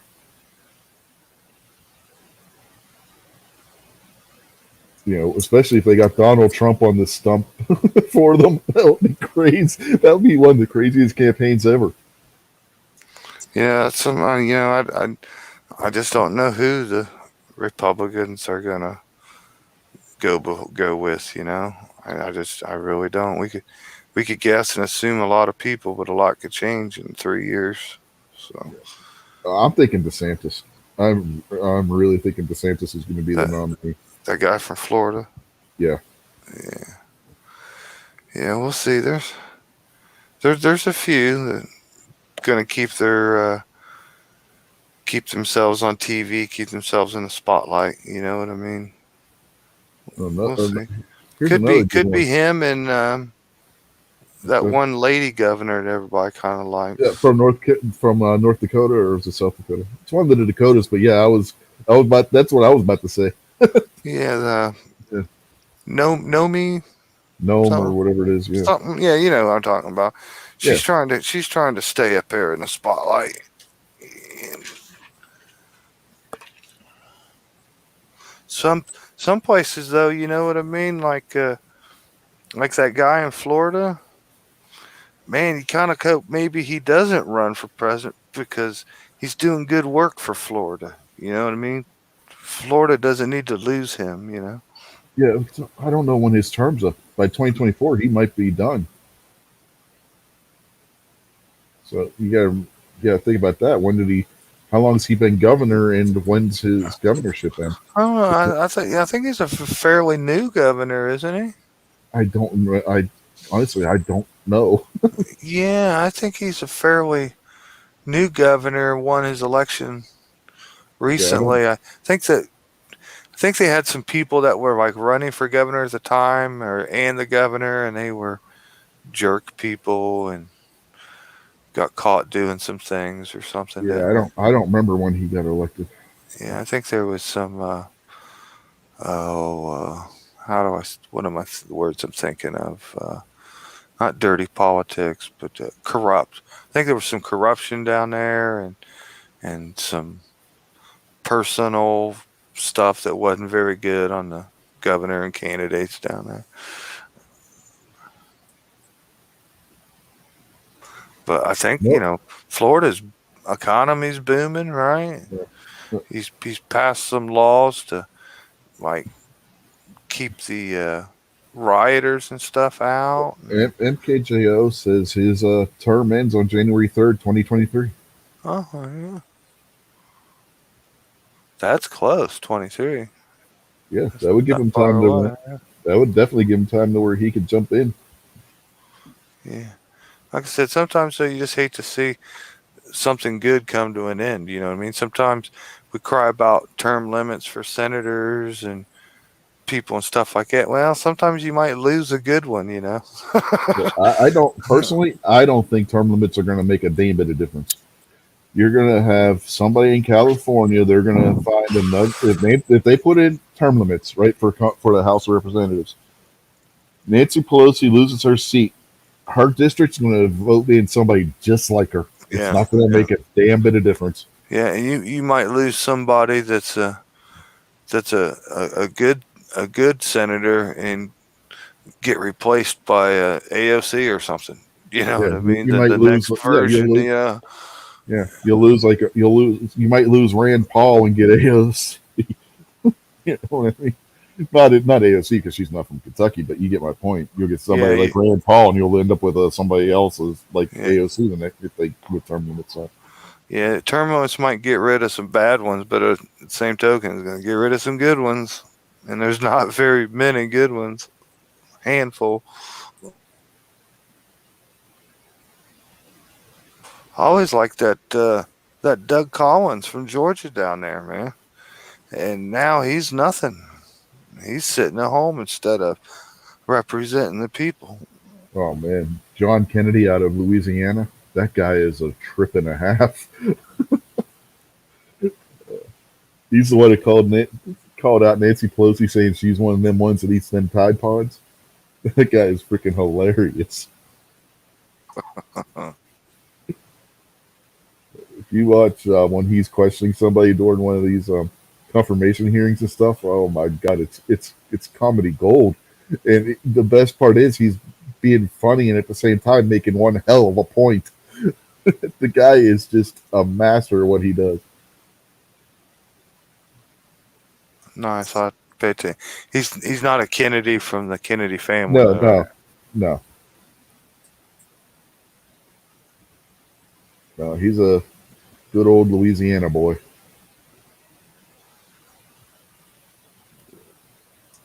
Hell, is there anybody in politics that's from the original Kennedy family?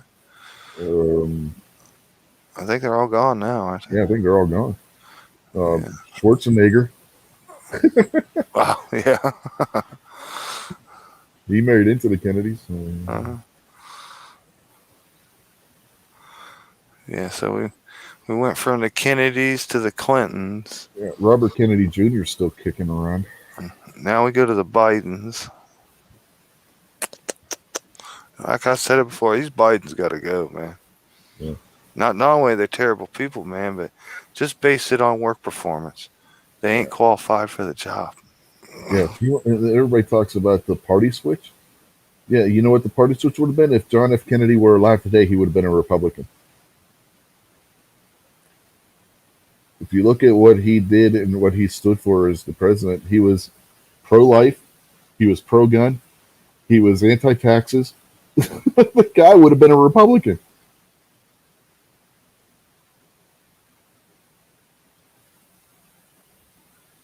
It's crazy. Uh-huh. That's how far left the Democratic Party has shifted. I mean, you got to remember that same time period, Ronald Reagan was Democrat. When he left the Democratic Party, he stated that I didn't leave the Democratic Party. The Democratic Party left me.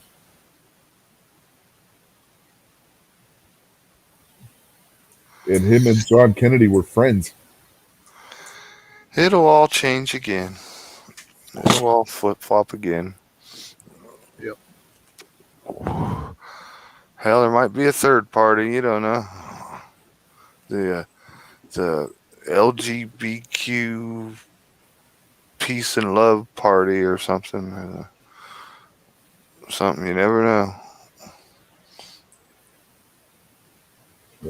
I think John F. Kennedy was the last person who ran on a platform of cutting taxes. Well, Trump Democrat. Okay, yeah. Yeah, Kennedy ran on cutting taxes as a Democrat. Can you think of another Democrat since then that's done that? Mm. They've all ran on raising taxes. Yeah.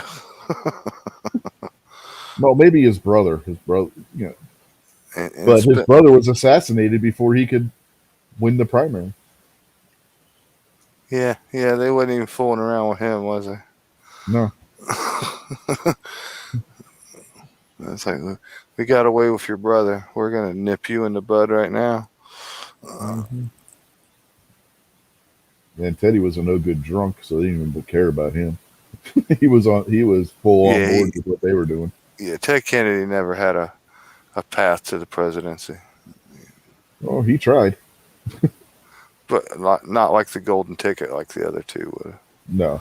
Yeah. No. If Robert Kennedy wouldn't have been assassinated, he would have won that primary and he would have won the election. He would have done like his brother and completely trounced Nixon.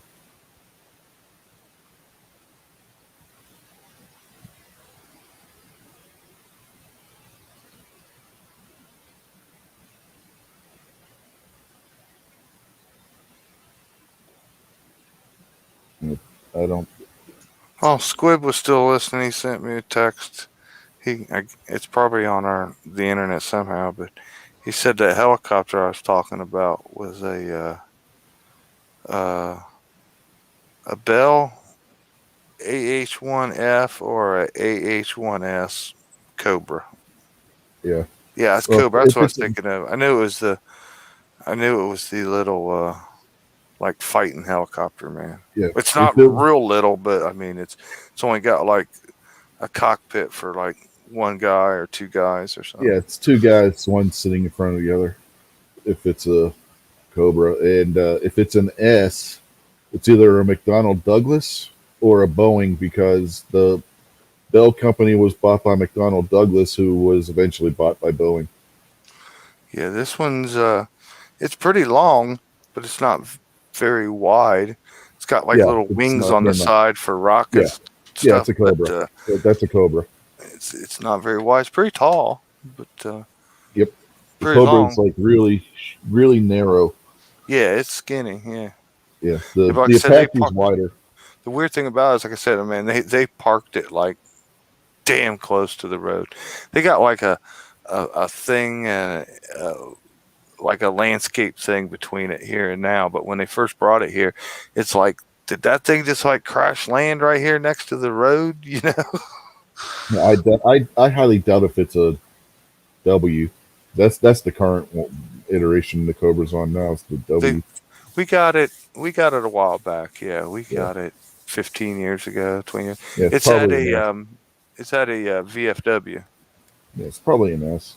Be Yeah. my guess from that time period. Yeah, my guess would be an S. I know it's got two rotor blades on it, two real long Yeah, rotor blades on it, because unless they took two of them off or something. But it's so close to the road, if the blades were like sideways, they would be sticking out over the street. So I don't know if they took two of them off or whatever, but it's got two of them on it right now, going from like nose to tail.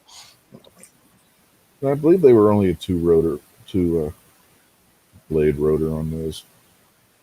It's pretty cool though. I mean, you can go right up to it and climb on it, get your picture taken, do whatever you want to do. Yeah, if you look at remember the GI Joe Dragonfly? Yeah, yeah, it's the a helicopter. helicopter like that. Yeah. Yeah, that was based on the Cobra. So it's got them drums on the side to hold like tubes and tubes of little skinny rockets and Yeah, the all rocket. kinds. Yeah, It's got all kinds of shit on it. Machine gun up front and the nose of it. Yeah, it's some kick ass. yeah, I think that's a 30 millimeter cannon actually. On the if it on the S anyway.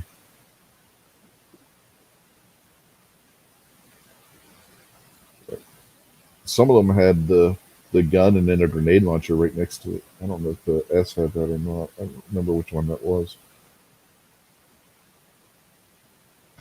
We used to have some other stuff around town that's kind of gotten removed, took away, but we used to have some like anti-aircraft guns from like a boat or something, you know, like from World War II or something. Yeah, We used like to a have some of Bofors. those, and we had a couple that had some like little howitzers, got their own little trailer Oh, nice. frame. You just put them on a ball hitch, pull them. We had Yep. some of those. Over at the cemetery, we got like Civil War cannons and Yeah, you need stuff like that. those kind of guns. You gotta really look at them. Some of them might be howitzers, but some of them might actually be anti-tank guns. Because you'll have the portable, non-self-propelled anti-tank guns, and they'll be on that same they'll be on the same mount as what the small artillery guns are, and you really got to pay attention to be able to tell which one's which. Yeah, we used to have a lot of military memorial stuff around here. Some of it's kind of disappearing, I guess. It was always in the city parks and stuff. I don't know if like politics has changed that they don't like those in the park anymore. But all our parks here are named after presidents. Every park here, you know, we got like, you know, Kennedy Park, uh, McKinley Park, stuff like that. We do have another park that's named Sawyer, but that's because he was the biggest, richest man in town when they founded the city in like 1803 or something. But other than that, most everything here, because Warren G. Harding's from here. We got the Harding Yeah. Memorial, and the high schools, the presidents. That's like the football team. You know, the Mhm. mascot's a president. Uh, Everything around here is named after a former president. Wasn't Grant from Ohio too? Yeah, we got Grant Park. We've had a Grant School. Uh, Ulysses S. Grant Middle School. Yeah, just Taft. We got Taft. There's just everything around here is named after a president. Yeah, But then you find out Warren G. Harding was like the most crookedest, corrupt president we ever had in the entire country. I don't know if I would go that far. We got the Clinton. When you got the Clintons, I don't know if you could put that tag on. No, from the things I've heard, boy, they were pretty corrupt, and the money was flowing hard. Yeah, he was like a big business owner here and owned the newspaper and stuff. But just not too far away from me, I used to actually live. I could see his front porch from a house I used to live at. They got his house, the house where he made like his speeches from on the front porch, and that's like a tourist attraction and stuff now. It's all like everything inside of it is left exactly like the way it was in 1920 and stuff. Except somebody a couple years ago stole the man's pocket watches out of the dresser drawer in one of the bedrooms, and they gave a value on them. It wasn't like a crazy value or anything, but I think like 2 or 3 of them got stolen, and they only found like one of them and got it back. Does that really surprise you? I mean, Yeah, some low life went in there on the museum tour and swiped pocket watches, man. Yeah, I cannot say I'm surprised. I can't say I'm surprised in the least. Yeah, and believe it or not, it was they gave the value whether they were lying or whatever, but it wasn't even like huge. Yeah, like worth like several $100s. It didn't like it was worth like $50,000 because the president owned it or nothing. They were just something, man. It's worth more to history than they were to money. Yeah, McHale's Navy's on TV right now, and Captain Binghamton is holding a 1911 on McHale. One problem: he never cocked the damn hammer. Oh, it's not cocked and locked? Nope. Punch him in his face.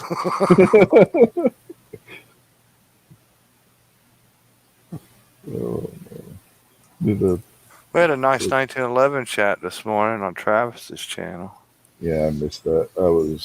My back was hurting so bad I went upstairs and got in a hot tub. I told him he should have more 1911 chats. I mean, there's so much you can talk about that gun. We just barely scratched the surface. Yeah, I came downstairs, got something to drink, was getting ready to fix something for breakfast, and then get ready to go on his show. My back just started hurting so bad. I was like, "Screw this! I'm going to go soak in a hot tub." It did the trick. My back stopped. It hasn't been bugging me nearly as bad since that. So, but yeah, that's why I wasn't on Travis's show this morning. That's nice. I've been feeling good for a couple of days, man. No aches, no pains. Can't complain at all about that.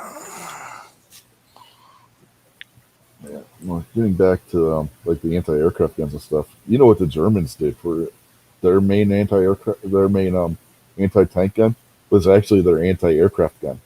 They would take they would take the 88 and were what they call it the 8.8 centimeter. Everybody else was calling it the 88 millimeter. Same damn difference, right? Because 10 millimeters equal a centimeter. So either way is right if you think about it. But they would be using that boom, boom, boom, and shooting that aircraft.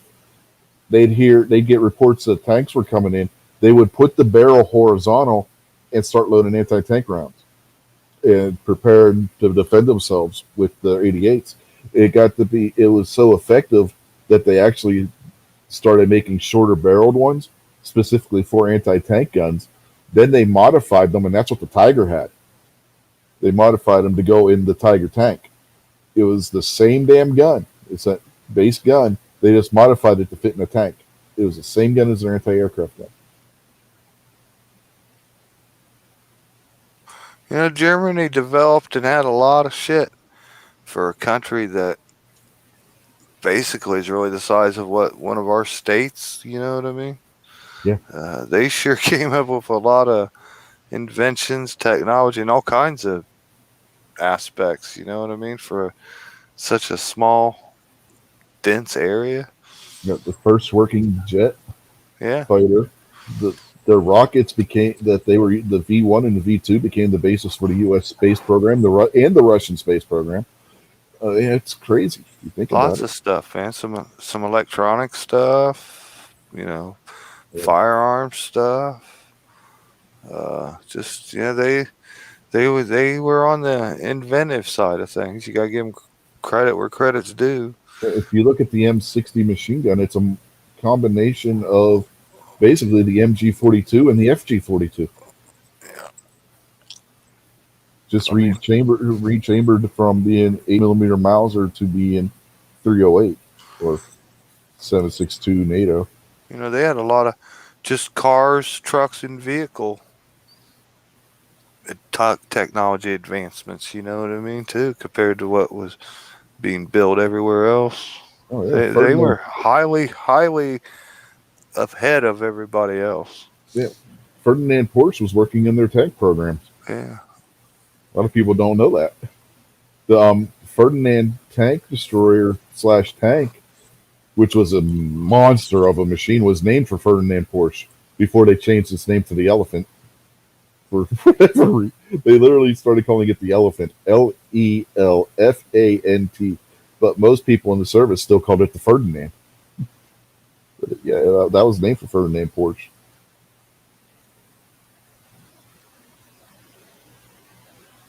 He's an interesting guy too. If you ever read about him, some of the stuff he came up with, besides just the Porsche and the Volkswagen.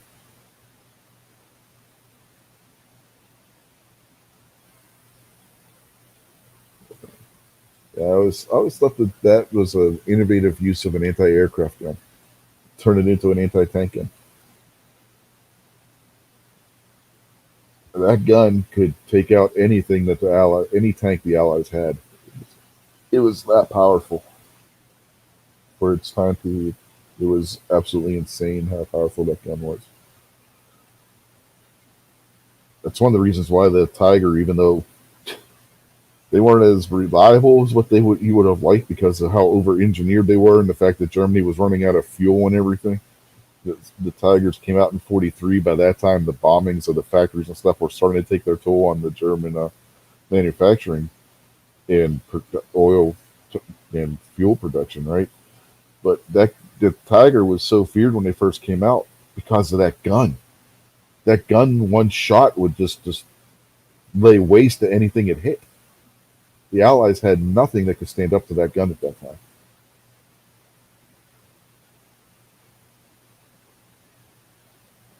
Yeah, you got to resort to trickery. It wasn't necessarily Yeah. trickery. Well, just tactics. Don't Yeah, go fight that tank head on. Yeah, that's exactly what you had to get it from. Yeah, if you you attack it to head on, your 75 on your Sherman ain't going to punch a hole in that thing. You got to get it from the sides and the rear, which is why they later upgunned the tank to the 76. That may not seem like much, but the 75 wasn't a high velocity gun. It fired a low velocity tank round, where tank round really get effective is at high velocity. The 76 was a longer barreled high velocity cannon, and that thing was able to punch a hole to the Tiger. It's frontal armor, and that's when things started. That was more towards the end of the war, and at that point they could take out the Tigers with it. I don't think I would like to be in a tank, man. You're kind of like a sitting duck, you know what I mean? You're just kind of trapped in a steel can if something goes wrong. Yeah. But by the end of the war, and the tank battles basically became whoever saw who first and got the first shot off usually was going to win the fight. Because you had more on the German side. People always, the Tiger, the Panther, the most heavily produced tank of by the Germans during World War II was the Panzer IV, which was a 1939 design. That tank, they just kept retrofitting it. Basically, they did with the Panzer IV, like what we're doing with the Abrams, but they were doing it over a 5-year period. It was insane the development, how much development was being made on tanks during World War II. A tank that started the war was obsolete by the end of it. It's absolutely insane how fast the development process went at that point. The gun development, the armor development. Yeah, I've heard statements like that before on this stuff. It's It what started the war was outdated by the end of the war. Yeah. it was outdated by a couple of years before the war even got halfway over. You get the Panzer III was the workhorse of the Blitzkrieg through France and Poland. By 43, that tank was obsolete. That tank was their main workhorse to that point. It's insane. I mean, that tank was only made for 3 years. It's insane. I mean, the rapid development in tank technology during World War II is absolutely crazy.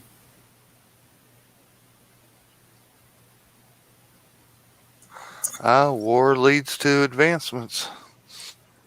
The U.S. started the war with depending on if you're from the UK or the United States, the Grant or the Lee. The M3 is their main tank. By the end of the war, they had a Sherman with a 76 millimeter on it.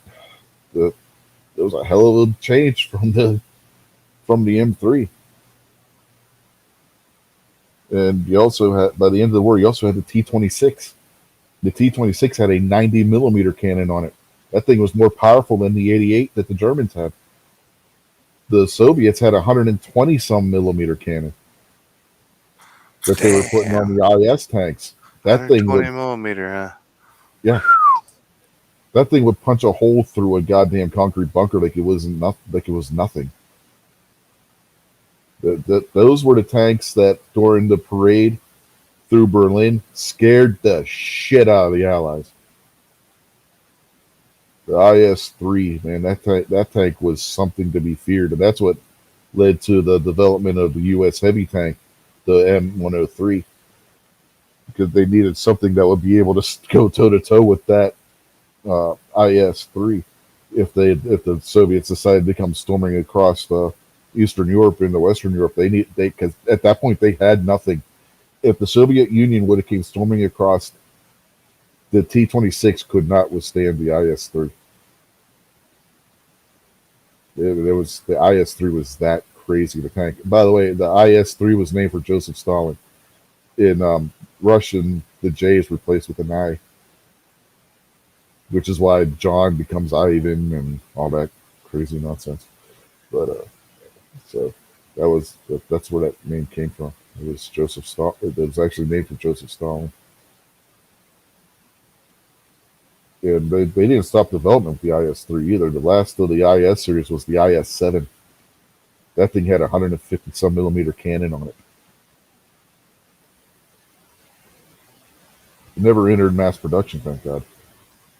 Can you imagine a 150 millimeter tank gun? The Abrams has 120.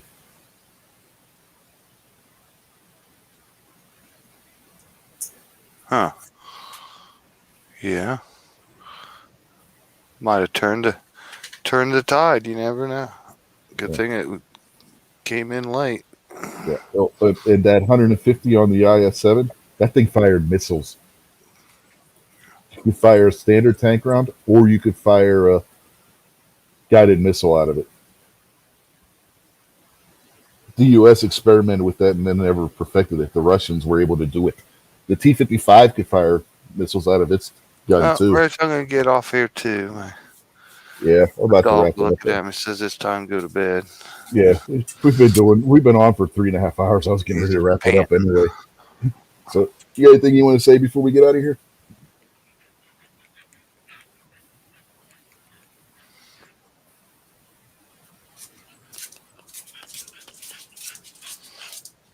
You got anything you want to say before we get out of here, Jason? Nah, good show, man. Good talk with all of you. Everybody enjoy your day tomorrow. Have a good time. But we definitely had some interesting moments on the show, that's for sure. Hmm.